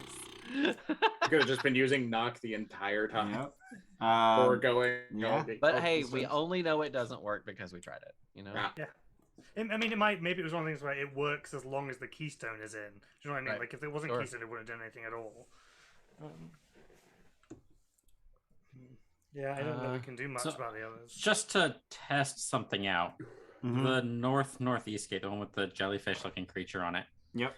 Can I use prestidigitation to create a little object that looks like that in my hand, and then touch that to the gate? You can certainly do that. Yeah. Does that work? It doesn't. Okay. Before we started going off trying to find all these things. The physical contact is needed for some of these. For prestidigitation, that's a physical object, right? Yep. Or is it a? Yeah. Okay, yeah. You can create a trinket that fits in your hand. I have tiny hands though, so that might be the issue. It then only lasts, if I recall correctly, for a minute. No, it lasts until the end of my next turn. Oh wow, okay. Long enough for me to like touch the gate with it, and then it disappears anyways. And I think, did it work? No. So being a dummy, I'm gonna take my drift globe and nudge it into the gate. It's not gonna work, but I'm gonna destroy it. If it works. It didn't work anyway, so. Okay. Nope. And you're talking about the west by northwest, the Will-O-Wisp gate. Yeah. Got it. Yeah, no. God, my brain. It hurts. Okay, so we've done a lot of investigating where this thing might have come from. And we have, 75% of the gates explored? Yep, 75% of them. And I don't think it came from really any of those places. Most of them, very inhospitable. The Deku tree with the... Well, I'm not sure. I wouldn't have heard it. 'Cause I was locked in yeah. the maze. You would have heard it for a few seconds after you got out of the maze. But you're not... Yeah. Yeah. I think the tree one's the only one that feels close enough. Yeah, the tree one doesn't seem to have any immediately hospitable. Also the mountaintop, I guess. Yeah. But it was actually... It sounds like, from what you guys described, at least, that there was, like, a dwelling. It wasn't just landscape. I mean, the tree one? The tree one. It was like the inside of a room, right? It was a hollow, a massive hollow inside of a tree. Yeah. I see. Okay. Either that or this one also shrinks us, and it was a regular sized tree. Oh, good. That's a thing. Okay. Don't want to get any smaller. But those are the only two that like. And that means that the only one that from Dirty 20 Live. Welcome, Raiders. Welcome. Thanks for being here. We're playing D&D, and they're trying so hard to figure shit out. The smoke coming out of my ears. Yeah. Trying to big brain this, but most of us don't have big brain. Yeah, Hey. I'm sitting here trying to make a I said most of us. handle work as an axe handle now. Thank you for that shout out, Jables. So Yeah. we are sitting here thinking that like whoever opened up this siphon in the middle of the room had to have used one of these gates. What if they didn't? What if they used one of the other gates and just came to this room? Yeah, Thinking. potentially. Yeah, so all of the cardinal direction gates should be powered. They should be powered, but they are not. Because of the siphon. Right. Except for the one we came through. Down Which the is bottom. powered from the by other side. nexus behind us. Yeah. Which means potentially that those other nexuses aren't completed at all, and to open up those gates, otherwise they would also be being powered from the other side. Yeah. So. Yeah, because the one we something. came So through they- is completed, correct? Yes. Like the You whole only room need to was. complete Not the four entire on room, one but the side. 4 that are flanking that nexus Right. gate. Okay. So then, yeah, to your point, Tim, yeah, I guess the other ones presumably So aren't completed either. They could have come through one of those and then gone, right, I don't want that one anymore, I can complete this one easier, and just taken over this, and they've cut themselves off from wherever they were before. Hmm. Because it seems like the teleport thing in the middle is where they are now. So they may not even need an nexus they came from. But I was just trying to rule out, like, if there was, a city or a ruin or something that was habitable on the other side of one of these, then that might be a Right. clue as to where the person had come from. And we still do have 2 habitable places to go. Yeah. I think we probably We either need to go and do some more research on the person and the items, or we need to pick one of those two habitable gates and go through. I would vote on let's do some research. Let's figure out more about the tank and see if that emblem means anything, like, because it has to do with something to do with here because of the currency. So surely somebody knows what that logo or that silhouette is. Right. I have a prior knowledge question. Sure. Eriphriar. Is that like a one-name person, or is there like a first-last name? Eriphriar is the only name you know. Okay. We have an A, potentially as a surname. Mm-hmm. So we have two symbols that need to be researched, right? We have the Triskelion of A's, and we have the Thinky Maker's Mark. Yeah. And then the name Eriphriar, which you could either figure out if there is a last name or just see if there's more information to learn about it. I would like to look into like the political stuff again, potentially as well, with resources. Because it'd be really unusual for someone to just be like, my coronation isn't hand without any further movement other than, you know, I do one magical thing and suddenly I am king or queen or whatever. Mm-hmm. I mean, unless they're literally saving up a siphon to cast Wish. That much liquid magic could probably do it. I'm going with the group. You said I'd it's about prefer to have my 5/6 axe of the fixed. way full, right? Yep. So we got 1/6 to go. That's how much time we have. 1/6 Is of there a any tank. way to measure the time the rate That's is going to true. be going up? Excuse me. Yeah. Does it look like it's filled anymore? Not in. So it's sort of sloshing a little bit at all times, and it makes it difficult to measure. It has not really moved enough in the 2-3 hours you've been down here to really see a difference. Right.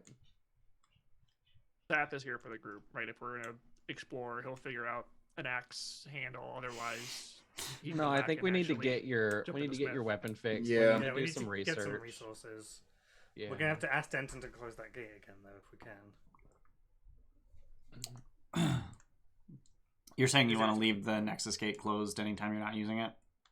Because if That's it's open, southern they one. have access to the rest of the network, and if it's closed, they Yeah. aren't able to open it from their side at all because they're draining it. So we're the only ones that can open and shut that gate, as far Alright. as we know.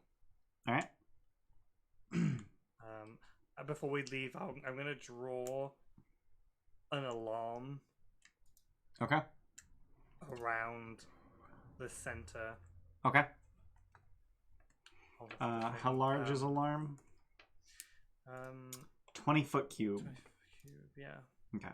So I think I can get the centerpiece in. Yep. Can I take a stab at Like yeah. getting some parchment and some writing utensil out to draw the insignia, the mark, the thinker. Man, I just want to try to get it like as precise as possible. Yep. So that we can use it as reference. Sure.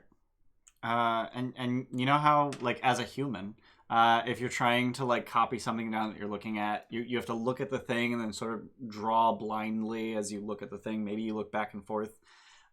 With, you know, not having any actual sensory organs, you just kind of feel the weave around you at all times. You can look at both of them at the same time. And that's sick. just, you're basically tracing it. Yeah, Sick. great. That makes it easy. I need that. Yeah. Like me, Bay needs that. Right. Yeah. The player. I'll pick up the construct if we are leaving Okay. and carry it with us in case Okay. we want to ask If questions. Or they're whatever. still inert, can Yeah. I search the construct's body for any sort of maker mark? Sure. Go ahead and roll investigation. Oh, that's probably something I something we meant should to have do, done a was go while through all that ago. stuff. Yeah, and I was so distracted by the gate. I'm gonna cheer this. Okay.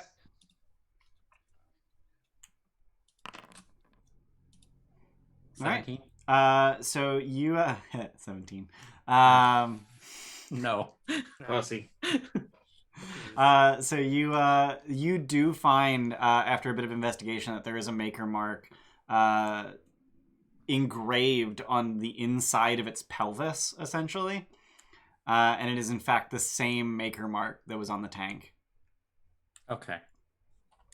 I'd also like to draw the 3 A's. Okay. As well. Yep. In the same way that it's done. I mean, you have a wax seal, like. Oh, right. That was physical things that. Right. Yeah. Obviously, we'll write down what we figured out about entering certain gates that we figured out already. Yeah. So those are relayed to Denton. Yeah. Okay. I mean, Denton can just open any gate, like keystone or otherwise. He can just and it opens. So we could get him to come in here and just do it for us. The 2 that you weren't able to open, yeah. Yeah. But he fucked off in the void. We were also, weren't you saying earlier that this is like our job and we didn't want to ask them for help? I mean, we need his help with the portals because we want to close this down. So we have to wait for him here anyway. Well, that's fair. But he fucked off through the void, so... I've been told he does that, but he's back a few times a day just to like check up on things. Okay. So you're just gonna wait for Denton to come back? Yeah, kinda. Or at least one of us will, I guess. Okay. Oh, good. It's been 84 years. And we probably back to like the main. Is it the Zeta Nexus? Zeta Nexus is the first one. Yeah. So you're just gonna take the pile of automaton and head to the Zeta Nexus and just wait until Denton comes back. How do you fill that time? I'm probably I'll drop like the automaton on the ground kind of thing, like leave it, but then head to the nearest blacksmith.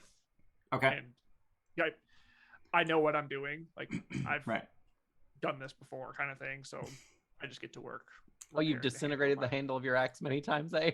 I've broken the axe before. The handle, never actually disintegrated it though. That's a first. But I've refitted my axe a couple times. Right. I mean, you break a half, you break a half. You just take what's left out of it, and you get a brand new one. Put a new one in there. Yeah. Okay, so you're gonna fill that time getting your axe refitted. Yeah. All right. I'll sit if everybody else wants to fuck off. I got a book. I can sit. I'll stay with you and rebuild Mo. Okay. Again. For Mo.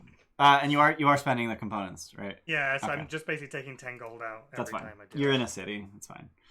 I'll go with Zath. Okay. Actually, no, we should probably have one of our tanky people there in case another one of those come out of there. Yeah, no, I'll stick behind. All right. And Archie? I'm gonna stay in the Nexus as well. Okay. As soon as Zath drops the nimble right, he's gonna like sit on because it's like the right height for just legs dangling off. Little legs dangling off. Yeah. If you seeing if the beard can detach and if he can put it on himself.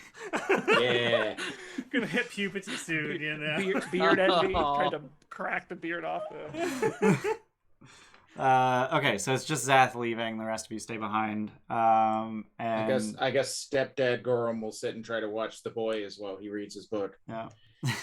I'm just gonna go back over, out loud to myself and anybody else who might be listening, all the different things we found in the case. Okay, well that one we had to use we shouldn't open that one again. So FU is no more than 2 years old. Niku probably about the same age. How old is Archie? I have that. He's 30. 30? Mm-hmm. Oh God, you're elderly. He was one of the Kobold elders. Got it. Then how old is Gorimm? 35. Oh, so you're like a teenager. Yeah. Yeah. Okay. Yeah. I didn't even think about for a dwarf. Yeah. Yeah. I didn't even think about dwarf scaling. I may need to change that. I was thinking Niku would be like maybe 9 months kind of thing. Oh, okay. Like Jeez. pretty. All right. Just like really learning how to work things in his body kind of that thing. makes sense considering Zogrim only figured out how to make living spells a year and a half ago. Yeah. 2 years, 2.5. I don't know. Gorimm is the dwarven equivalent of handsome 20s. Got it. So I guess that would be more 40s, wouldn't it? 40s and 50s. So dwarves live about 4 times as long as humans, but I think they emotionally mature about half as fast. So yeah, about 40s to 50s. Got it. I mean, kobolds. It says they can live up to 120 years, but rarely do so. Right. 11 days. Yeah, it's like that. It's like that medieval your life expectancy is 30 at birth, but if you make it to 15, you're probably gonna make it to about 80. Yeah. Actually, I think it was 70. If you make it past 7, your life expectancy was 70 in medieval times. There was a lot of infant mortality. Oh my god. That's why people had 14 kids, because 3 might survive. Right. You're not wrong. Batting averages right there, yeah. Yeah, you're not wrong. Okay, so Zath, you go get your axe refitted, and then about 3 hours later, Denton comes back through, and he just traipses into the Nexus That's not the guy you came with? Yeah. No. He's upstairs now. This is a new friend we found. He wasn't very nice to us. Okay. Did you go... You didn't go through the portal, did you? Oh, but we know what's on the other side of it. We lost a beloved friend to the portal. Oh. Well, he was new, so, I mean... No, not him. Mo. Oh. Well, wait, Obviously, you mean... you hold up Mo. You hold Mo? It's like, wait, you lost... He got better. Oh. I'm not dead yet. Zogrim did the same thing with Matamata. It was really annoying. It's not dead, it's just gone, or it's dead and then it's not dead. Whatever. We went into the room, this thing was waiting, we opened up like 6 of the 8 gates. And they're all like barely inhabitable. Oh. One of them's in fucking space. One of them's in the volcano. I mean, I've seen gates that go to space. Have you been to Stardock? One of them goes to the inside of a dragon. Maybe. Inside of something. Cool. It's probably a dragon. That's neat. I can't go there, though, so... Unless that dragon's in Undermountain. Do you think you could maybe take a peek at the 2 we couldn't open and then shut the Nexus for a little while? Okay. We couldn't figure out Will-O-Wisp and Naked Sea Elves. Sexy sea elves. And he just kind of looks you all up and down. That tracks. Hold on. I'm going to get my drum and start... But we do know... and then he just strides off. But we do know what's on the other side of the portal. The sea elves? No, the center thing. The big thing in the middle. Well, how'd you figure that out? Like, you can't see through it. Inside. Eco can. Living spells are really cool weird, eyes. and he just walks away. No, we no, hold on, come back. No, he's walking towards that Nexus. I think you're just like piecing the fuck out. No, like he's headed towards the Epsilon Nexus. Like you living spell just leaves. Well, he's headed towards the Delta Nexus, which... Yeah. It's my smoke break. I don't have time for this. I'll be back. So he heads in. Presumably you follow him, and he just taps a gate. And in pure Denton fashion, every time he taps a gate, thank you, Samus, for dropping that bone near my foot, not on my foot. Jesus. She likes dropping bones on feet. She's very happy about it. Yeah, happy puppy. So in pure Denton fashion, as he touches the gate, he goes boop. Instantly destroyed. You got it. Arm gone. Treato for the Floofin Queen. Can you up? Good job. Such a good girl. Treatos. Jeez. You like your cheesy peasy soft bakes from the brand we will not name? Yeah, it's a good girl. Unless they sponsor us. Unless they sponsor us, then we'll name them. Mm-hmm. Cheese recipe with chickpea. So get at us, whoever you are. It's a good girl. It's a good girl. He's so pretty. So he boops it. He boops the will-o-wisp gate. Show us how he boops. Boop. Oh, I meant on the fluke, but go ahead. She just jumped down. Yeah, I know. Samus, can you up? Up. That's why I said never mind. Boop. Ah, there it is. Boop. She does not like boops. Nope. No, God, So he opens the will-o-wisp gate, and it goes to surprisingly, thematically, a fetid swamp. Huge dark trees covering this this wet land filled with marsh reeds and butt tons of mud. Also, in the distance, everyone but Niku sees huge fuck-off mosquitoes, the size of sparrows. What time of day does it appear to be? It appears to be the same time of day. So I didn't think about this until just now. You said that the portal in the center of the room that showed the inside of this tank was showing us from the inside of the tank. Correct. And there was presumably a window. Yeah. What did it look like outside of the window? A room. The room That's with where the desk and... that's where the desk with That's okay. Yeah. Okay. Got it. There it is. And Niku is unable to see any walls in that room. Blind sight giveth, and blind sight taketh away. Yep. The other gate, the which was the Sea Elves gate. Sea Elves. Denton boops it, and it looks like it's just really, really foggy through the gate. Like incredibly foggy. Like visibility 6 inches.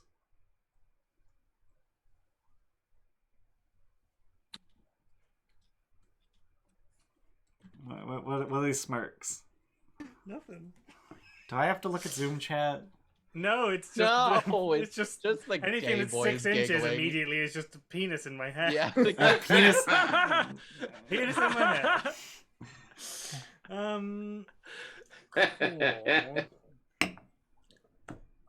All right, so we have 3. Does possible. Niku see more because the fog? Niku sees jack shit. Like literally nothing. Yeah.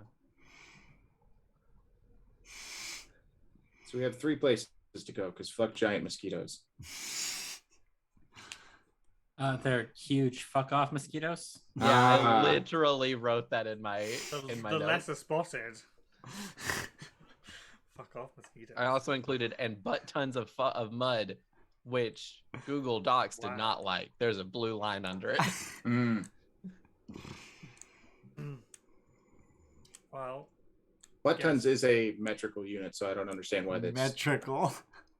Measurable unit. Sorry. I would show Denton the drawings that I did and see if he knows what they mean. He looks at them and then he looks at you like, nah. Okay, cool. Worth a shot. Cute drawing. I guess we just need to seal this one off. We'll be back in about a week, I guess. We're gonna go topside and do some research. Okay, bye. You better be here, F.U. What? You better be here next week. What? There's no reason I wouldn't be. Okay. I'm just saying. Just saying, you're very If I'm integral not to us here, figuring this assume out. I'm dead and never coming back. Okay. Don't touch my shit. I mean, Touch my shit. Yeah. as responsible as you've been with Mo, okay. That makes sense. Oh no. So Denton ushers you all out of the Epsilon Nexus and then makes a round around the Nexus before walking out himself and then just boop and closes the Nexus gate. So you all head above ground and it sounds like you're about to do a week of downtime to start researching. So talk amongst yourselves and figure that out. I'm going to go to the bathroom. I'll be right back. So we need to research the wax seal, the maker mark, and then you wanted to look at like the name, the political. I think the other two questions might give us that already, so I'm just going to kind of hold on to that in the back of my head that might be something to chase down socially in that sense. This coronation, what that could be referring to. And the fact that they had water-deep coins. I'm really concerned that this is fucking Daggett Neverember, but the A doesn't make any sense for that. Because Daggett is obsessed with becoming king of Waterdeep.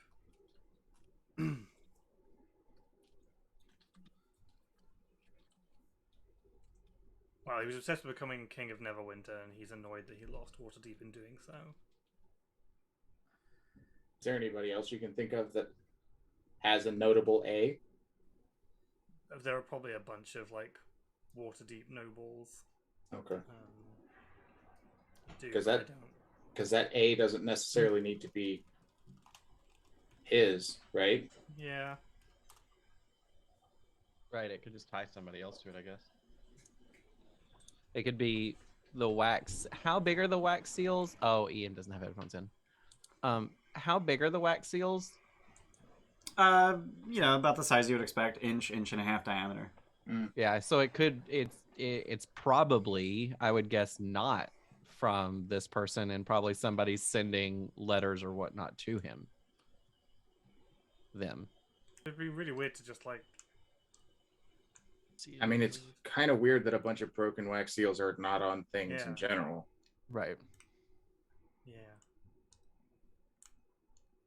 Because unless this guy's like super OCD and peeling wax labels off of letters, like you don't typically just have a wax seal somewhere. Right? I'm Unless trying he's the to kind of guy that peels labels off of plastic bottles after he's done drinking them. I'm trying to ask a question without giving the answer. That's usually the best way to ask them.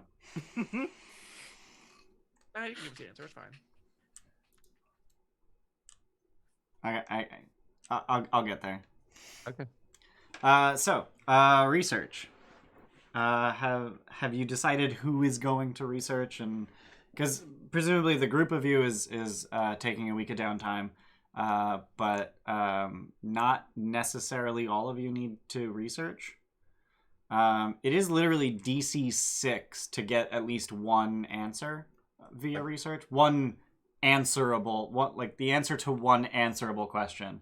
Because if you ask an unanswerable question, then the answer is that information does not exist.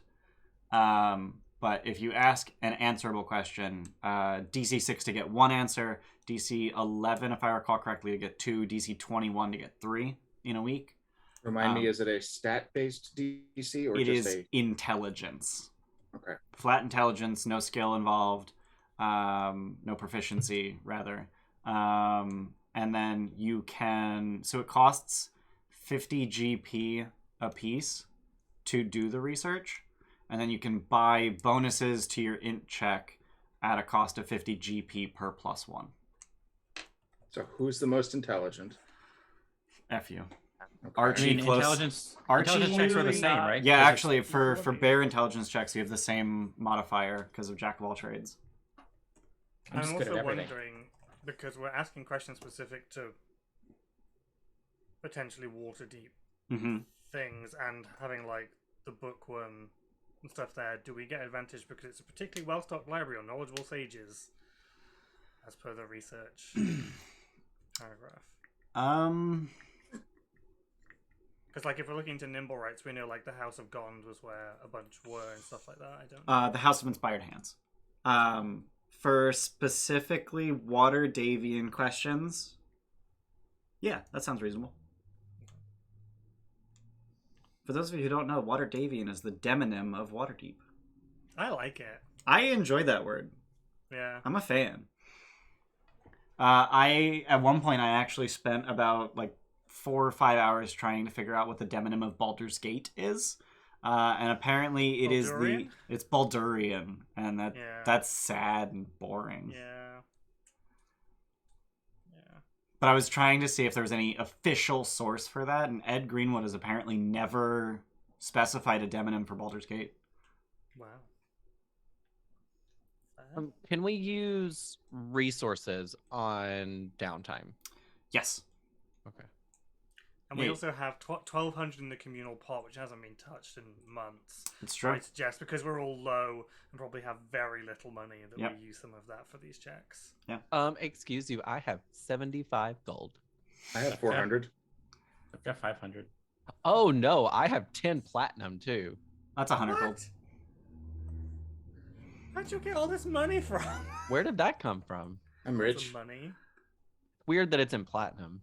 That's very weird. My family's rich. I have money.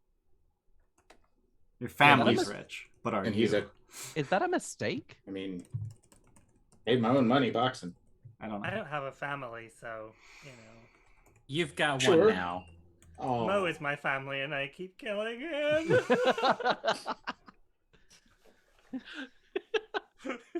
It was twice in one day. The two adventures. It's been of like an hour. So the two adventures that Aranikul has been on, he has earned 50 and 224 gold. Personally. 50 and 224? Yeah, so 274 total Aranikul has earned. Oh, this is so wrong then. And FU earned that same 224 on the Vermalen adventure. But I've, like, spent stuff on spell... Right. Scribing and Find Familiar, so I only have 114 gold left. Got it. So fruitful missions. So, what's everyone doing for downtime?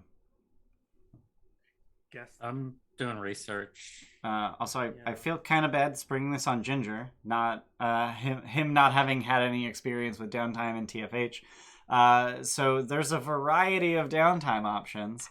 The most popular of which are pit fighting, by which you can earn gold by just fighting people, and moonlighting, by which you can earn experience points by just adventuring outside of TFH.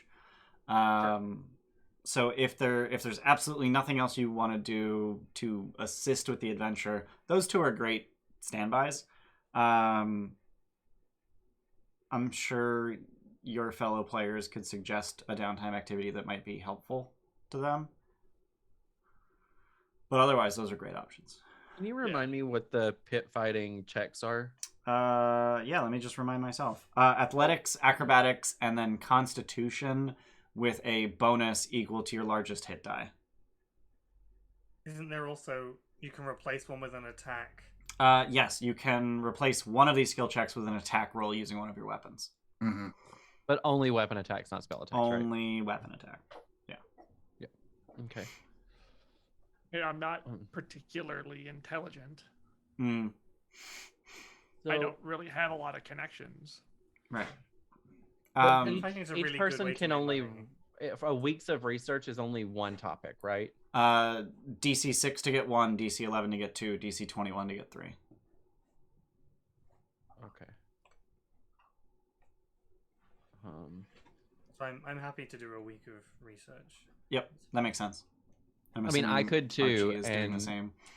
I could too, and I have a take 20, so I could at least get 2. Yep. At the very least. You could spend 100 gold to give yourself a +2, which would get you a 21. I could, yeah. 100 additional gold, so 150 total. Right.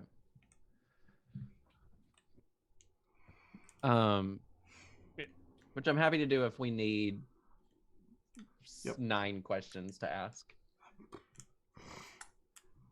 I think Zath, especially being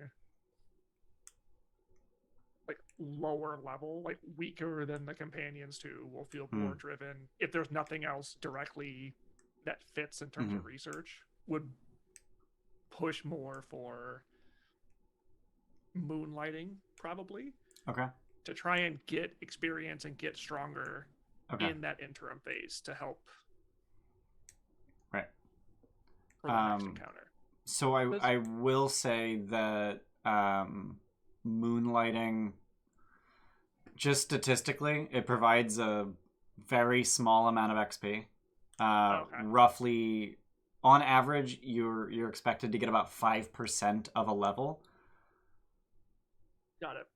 Then I'll probably just do the whatever. Looking If at I it this way, though, we would fighting, know. yeah. We would potentially be having a long rest before we do a week's worth of research. Sure. Do we know as players what XP we may have gathered today to know whether it's worth Ginger doing some moonlighting? Yeah. So in fact, you would have earned 420 XP apiece, which would actually make Zath level 2 already. 420. 420. Don't put that in. I'll tally that up like after the session. I'm just like letting you know, like so then, in terms of.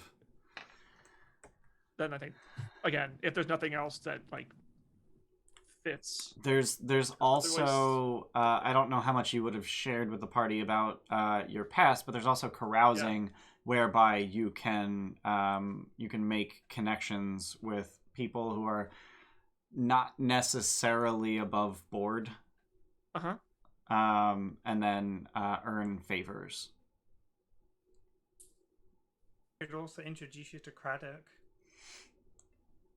All of this is happening simultaneously, right? Yes, all of this will be simultaneous. So we don't use like information from one to impact other Correct. things.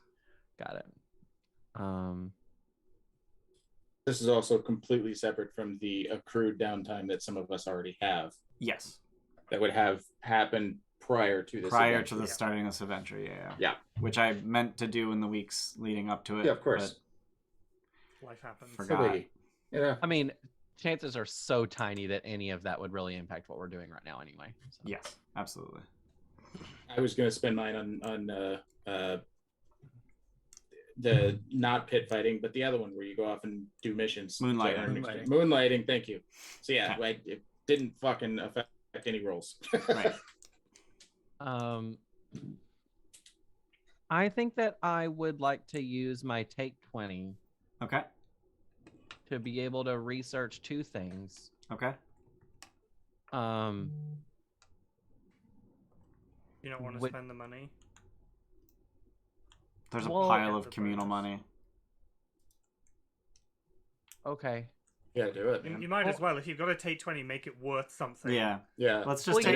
Before I do anything, let's come up with how many questions do we even have, like, because if we only have 5 questions, then the 2 higher int people should do that without spending resources. You shouldn't be wasting a take 20 before anyone else has given it a stab on. Right. So you might as well keep the resource. So I've got 4 things written down so far, specifically looking at the maker mark, finding out what the Triskelion of A is, like whose seal that is. More history on Eriphriar, which might be a couple of questions. And then information on people that are possibly making political moves. I don't know if that'd be research or carousing. A lot of these questions are sounding more like carousing than research. Like, these aren't things you're going to find in books or things that people know. Right. Even like the maker's mark or the fashion of the Triskelion of Age. Those 2 are probably researchable. I have a -1 to charisma, so maybe it'd be better if Archie, the bard, caroused to get info and I did pure books. I can do carousing. And what's the role? Is that like a persuasion, right? Okay. Carousing is a persuasion check. Yep. Yeah, I got that for days. Yep. And then it's slightly higher DCs than research. Instead of 6, 11, 21, it's 11, 16, 21. And then DC 6 is you didn't make an enemy. So that's persuasion. I'm getting minimum 2. Oh yeah, you can't roll lower than a 9. Nope. 8? I can't roll lower than a 10 on the die. Oh, okay. I thought it was 8. Couldn't roll lower than an 8 on the die. I don't know why I thought that. Okay, so no lower than 10 on a die, and you have a +4? 7. +7. You have expertise. I have expertise. Disgusting. Okay. Yeah, I'm the talker. Yep. So minimum 2 allied contacts. Our FU is going to go do research. What's everyone else doing?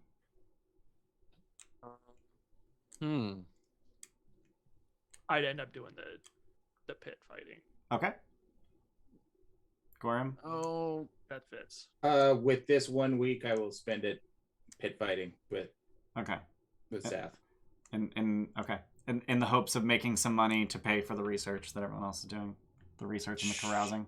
Sure, definitely not just for the fun of fighting. Right. The money out of this? Oh, it's just. Let me ask you. I'm taking Zath to show him the ropes of how fun pit fighting is. Got it. Hey, Tim, do you want to research one of either the Mark or the Triskelion of A's, and I can research the other one? That way, if like the information from one question could lead to another question kind of thing? I think it's really difficult because we don't know what answer we're going to get to the first question. Right. I mean, it would have to be done independently of each other. Right. I'm just saying that could allow for if like you find out something about the Triskelion of A's, that could lead to another question for you. That could lead to another question for you, and that could be the 3. Yeah, I have no preference. Whichever one you think you want to look into is fine. I've no preference. Let's just do it that way because it allows for more if we need it. I'd like to do the Maker Mark if at all possible. Okay. So Niku, you're gonna spend the 150 gold to get the +2, and then take 20 so that you can get the 3 answers. Right? Do I have to say now if I'm gonna? You have to do it before you roll. Meaning I have to tell you if I'm going to spend the gold before the roll? Yeah. Oh. I would just do the communal gold. Yeah, I'll just do it. 20. It's fine. Right. It's fine. Yeah, we're good. That literally hasn't been touched. Yeah. Since like last year. So yeah. Please keep your take 20. I don't know. He kind of needs to take 20. I have to have the take 20. Otherwise, he's just rolling garbage. Yeah. Gotcha. And then that's what they're there for. Archie, are you going to carouse lower class or middle class, or can you justify an upper class?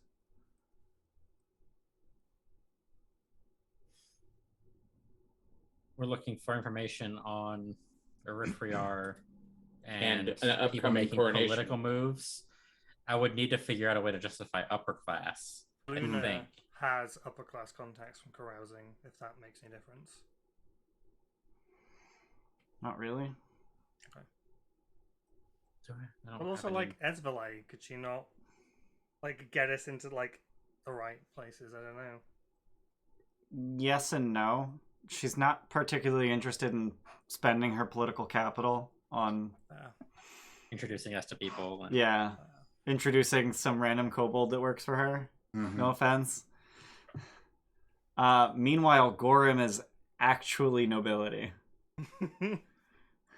So maybe Gorimm does upper class carousing and Archie does lower or middle class carousing. Yeah, but also Gorimm has -1 charisma. So... Right, but you only need 11 total.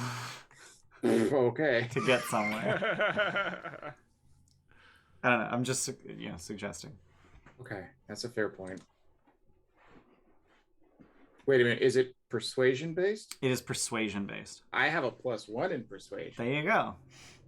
Because I have a chance. Proficiency. Yeah. 50% chance. It's actually 55. I have a proficiency in persuasion. There you go. I don't know why specifically. Probably from the noble background. Yeah, probably. Okay. Probably. I'll do that then.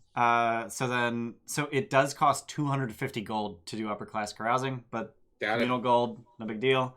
Yeah. So I'm just gonna take that out. And then Archie, lower or middle?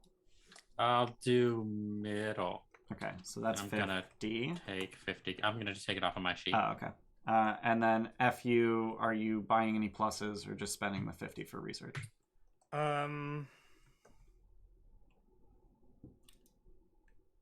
Yeah, I'm gonna say let's use 150 to give me a +2. Okay. All right. Okay. Can we say before we would go off and do our research? You would have coordinated what you're researching. Yeah. Okay. Yep. And then Zath, the only one not spending money. Let's start with you. Let's see how much money you make. Let's have you earn money. Yeah. The newbie here. Right. So the first check is going to be an athletics check. and I have just rolled your DC. And I'll reveal it. It's fine. So it's DC 17, and you need to make an athletics check. But keep in mind, any of these can be an attack roll in its place. You can replace any one with an attack roll. So presumably the one you're worst at. I have +5 to athletics. Yeah, you're good at that one. That's not a good roll, though. Not a success. Not a success. All right. Now the next one is an acrobatics check, which I think you're not quite as good at. I have a +4 in acrobatics. So the last one is going to be a Constitution check with a bonus equal to your largest hit die. So that's going to be +4 plus 1d10. So I think that's your strongest one. So yes. Acrobatics is technically your weakest, and you can make a weapon attack for a +5 instead. Okay, I'll do that. Still not going to cut it. Like these low, started off real high with the rolls today. Absolute How much money garbage. did you put in? Pit fighting, there's no, you don't put money in. I thought you gambled it. No, that's gambling. That's Gambling gambling. is a separate thing. Oh, okay. Pit fighting, you just win or don't. Yep. Oh, okay. So Archie should do some gambling. So now... So it's a Constitution check, and then you'll just separately roll a d10 to get a bonus. Oh, okay. Nice. Or I don't need not, I mean... Yeah. Sure, why I not? didn't fail them all. So with one success in pit fighting, you do get 50 gold. Nice. So basically, you're just really, really good at taking hits until you're That not. checks out. Okay, so who wants to go first on rolling for whatever it is they're doing, like carousing or research? I'll go with carousing first. All right. So go ahead and roll persuasion, and feel free to declare any of your, meta resources that you'd like to use prior. I will use a cheer for that. Okay. Sure. And I believe I can hold a shift. Yep. Or black. All right. 16, if I recall correctly, gets you 2 allied contacts in amongst the nobility. So presumably you wanted to So essentially these contacts owe you a small favor, whether it contacts or NPCs who now share a bond with the character. Each one either owes the character a favor or has some reason to bear a grudge if you roll poorly. Right. Upper class contacts are nobles and their personal servants. Allied contacts are friends who will render aid to the character but not at the risk of their own lives. And then once a contact has helped or hindered a character, the character needs to carouse again to get back into the NPC's good graces. A contact provides help once, not help for life. So what kinds of favors or information are you looking for? So I would have definitely put on my finest, snazziest of clothes and went hobnobbing with, the upper crust. Sure. I'm definitely looking for any big political moves being made, any mention of an upcoming coronation ceremony, Okay. I guess specifically, I was going to say specifically anybody that's at risk of losing a position, but it doesn't necessarily need to be a weakened one that Eriphriar is trying to take. Okay. He could just be. So I guess any talk of a political move. Okay. Like we discussed, yeah. Sure. So the rumor that keeps getting bandied about is that there is a hidden lord of Waterdeep. So I'll remind you that in Waterdeep there is an open lord who at this moment is Laeral Silverhand, and 20 hidden lords. Hidden? Secret? Hidden lords. Is it hidden lord? Okay. 20 hidden lords whose identities are not known. Masked lords. Masked lords. That's it. I always get the exact word that means secret wrong. There's 20 masked lords whose identities are not supposed to be known by the public, so that they can't be manipulated. There are rumors being bandied that there is a particular noble whose identity as a masked lord has been leaked. it's a rumor that this specific person is a masked lord, and that because of such, they will be deposed. Is it pretty consistent who they're talking of? Yes. Okay. What is that name? Let me. If I get the name, obviously. Yeah. Yep, you do. I just gotta pull it up. Because if it's nobles spreading a rumor, they're shit talking, so that name has to have come up. Right. You have to Jim? Right. I wouldn't believe this. The atrocity is being carried out by. The name is Jelen Ermbrusk. Okay. I'll just drop that in chat. Cool. Thanks. Because spelling, fantasy names. I had Ermbrusk. I just did not have Jelen. Yeah, good fucking luck spelling. I probably pronounced it terribly. Jelen. Anyway. Okay, cool. Thank you. And you still have another contact.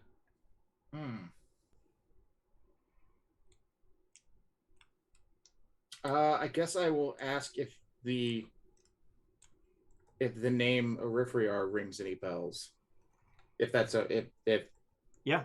Absolutely. So so you just kind of like casually drop the name in conversation in the hopes of getting people to recognize the name, just sort of like in a rumor mongering kind of way, expecting people to just like glom onto it and add their own rumors or gossip, and every time you do so over the course of this week, you just get blank stares. That is not a name known amongst Waterdavian nobility. Interesting. Okay. So that's it for you. So let's hop over to FU. Hi. And this is happening simultaneously. This is so none of this simultaneous. information can. Yeah. Right. So I'm looking into the Triskelion, right? Okay. Yes. So I'm gonna cheer, All right. and I have +2. Okay. And it's just a straight end, right? Yes. I'm So gonna.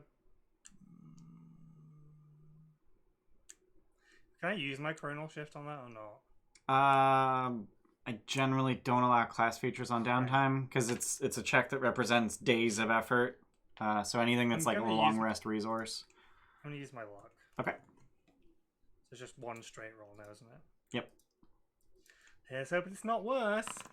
It's the same. Worse. It's not worse. So that still gets you a 14, which is 2 pieces of lore. And I believe it bears mentioning that 100 gold was essentially wasted because it made no difference. Yep. I guess, yeah, I guess looking... I suppose there must be books of registered crests and hallmarks and things like that, and looking and seeing if there's anything that comes up in any of those registers. So you're looking amongst essentially landed nobles? I don't even know that necessarily. I might look in other things as well. Like, I know we have a maker's mark for the thing, but I think anything where people register trademarked images, hallmarked, anything that might, even if it's guilds or businesses, I think I would try and cover all of it if I could. Just to like, I think I would go to like there must be like a registry office. So the I feel like each and every guild would have their own registry. And each guild would basically be its own research question. So like this could lead you down a hell of a rabbit hole.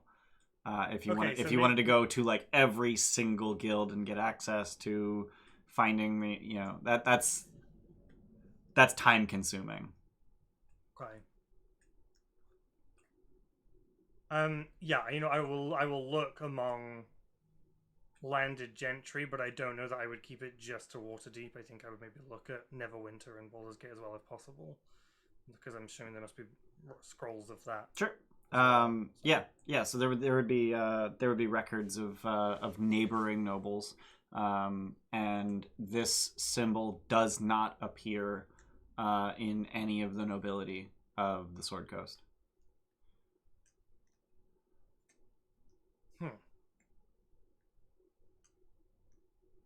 So the lore is symbols. Yeah, it doesn't help. Okay. Christ.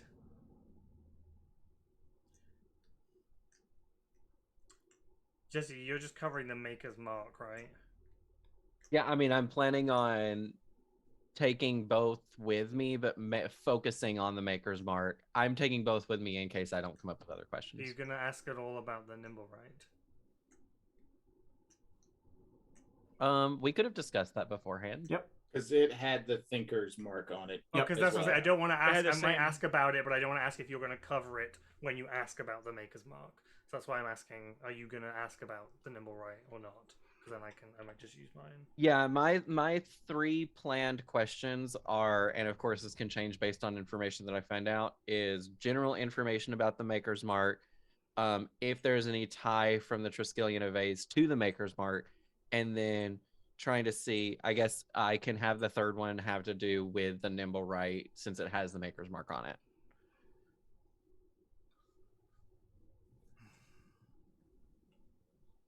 What do you think, Tim? I think my question would be like, because I don't know in what, like, is there the Nimble Rights were owned by the House of Inspired Hands when it was a very well kept piece of intellectual property. No. So the creation of Nimble Rights. So the Day of Wonders is an event sponsored by the House of Inspired Hands, but it is not necessarily that all of the crafters be members of the House of Inspired Hands. And specifically, Nimble Rights were from Lantern, which is not remotely part of Waterdeep's holdings, let alone the House of Inspired Hands. Because what I'm wondering is, would there be a list of sold units? Like, would they be really closely monitored as to who had bought and sold units? Nope. Especially since you already know that some people have actually stolen the designs and started creating sort of aftermarket versions. Then maybe I will, not knowing what anyone else has got, I may see if there's any registered, like, personally, like, voting records that uses the name Eriphriar. Okay. And I guess Waterdeep is probably as far as I'll get on voting records. Sure. So you do in fact find a single mention, name and nothing else, of an Eriphriar Phylaren. How does one spell that? Dropping it in chat. Interesting. Name Phylaren sounds familiar. Why? Kylo Ren. Kylo? That's exactly what it fucking God damn is. it. Damn. I hate you all. Jordan! More. Jordan, roll your carouse. Changing subject. Cheer. Yeah. This. I don't know if you guys have brought this up in Zoom chat, which is a thing you guys sometimes do, but we are a little over time. Basically just going to get to the end of this downtime week. Maybe cliffhanger it, and then, Maybe. Maybe. So close. So close. So you get 2 allied contacts. I'm gonna try my luck on this, actually. Bold. I mean, Really? you literally can't do any worse. Yeah, why not? Yeah, he can't do any worse because he can't roll lower than a 10. Okay. I'm scared. Oh! Hey! God damn, Jordan. Fucking 27. That's a crit. All right, so you get 3 allied contacts, and you were doing middle class, if I recall correctly. Middle class. All right. So what are you looking for?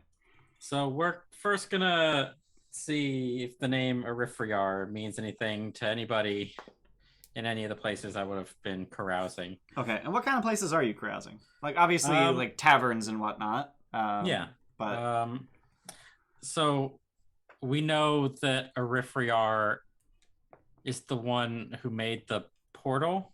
correct. So maybe in places adjacent to high-class areas that might have some like middle range spellcaster types. Near the Black Tower.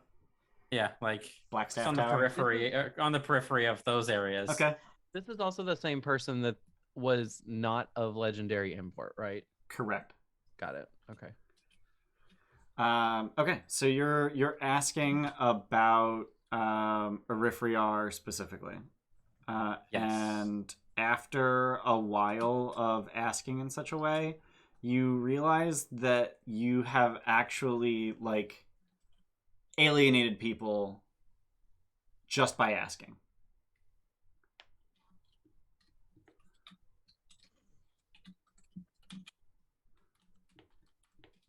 Like they know something they're not telling you, whether out of secrecy or self-preservation.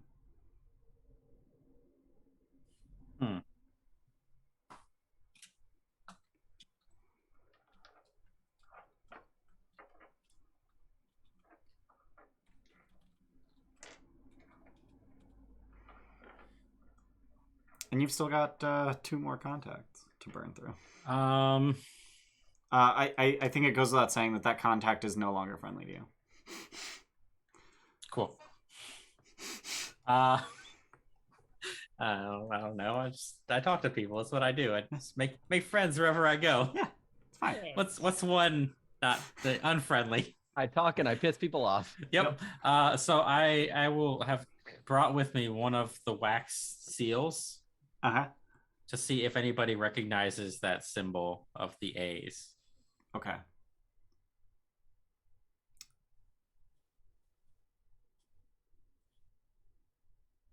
In hushed tones, a spellcaster of some sort informs you that you need to not show that to people. The Magisters will be on your ass.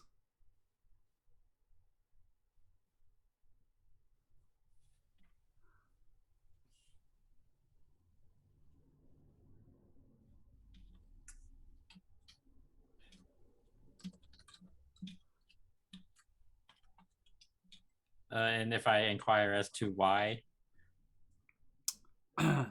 Because that guy's not registered with the Watchful Order. Who is he? I don't know the name. I've seen the scrolls. Don't ask me. I don't know anything more. Where'd you see the scrolls?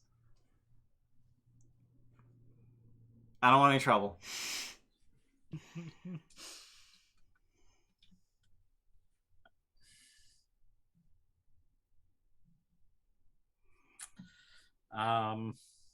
Well, I guess now I'm going to ask about anybody doing political moves.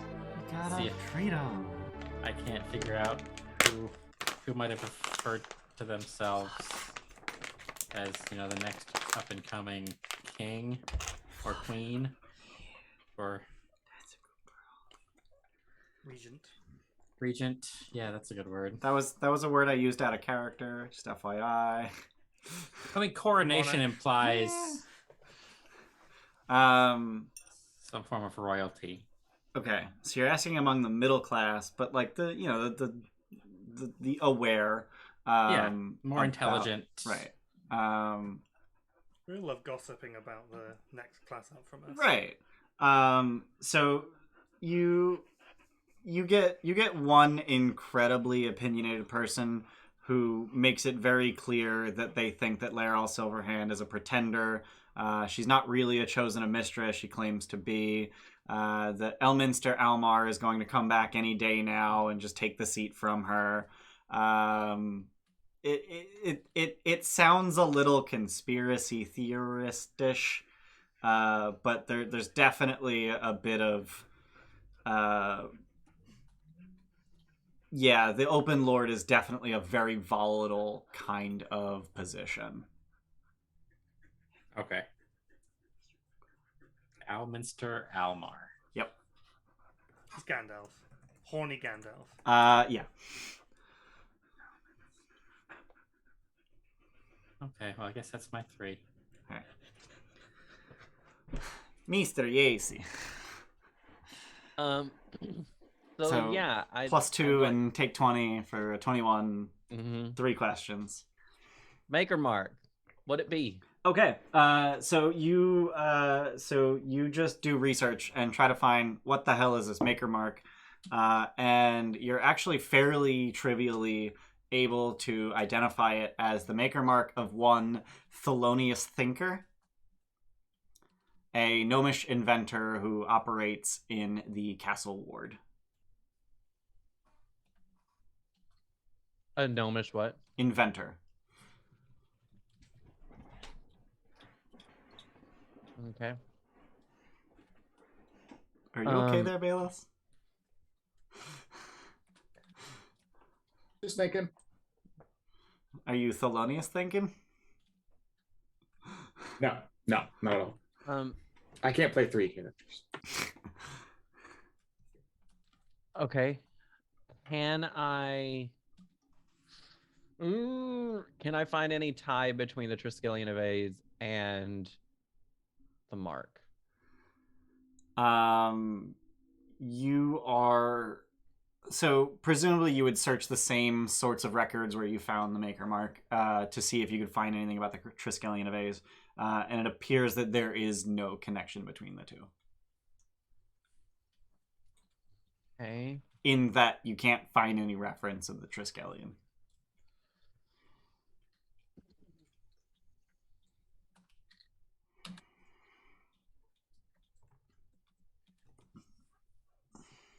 Okay.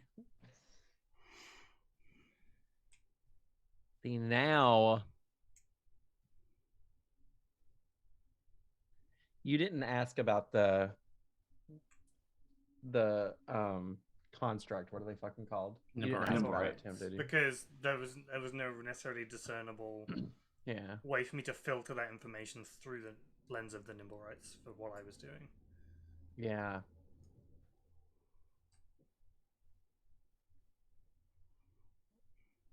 I kind of feel like I need to ask about this Thelonious Thinker. I feel like that's kind of more important. It maybe, like, this is off the... Maybe check if they have a criminal record. I horribly mangled his name. Theophilus Thinker. Just drop Theophilus. Theophilus. Just dropped it in chat.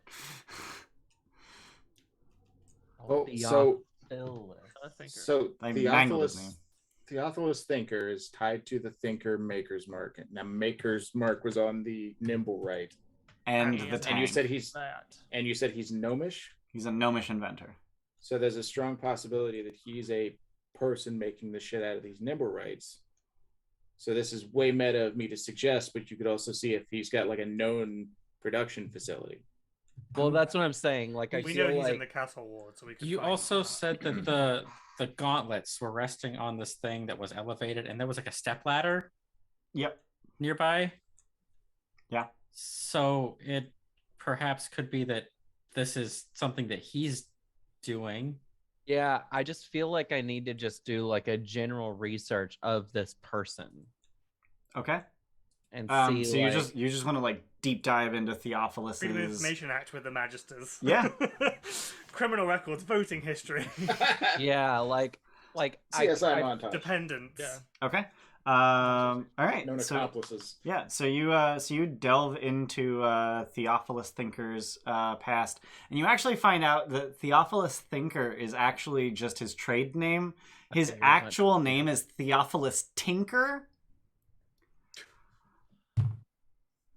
And he is a Lantanese, I think.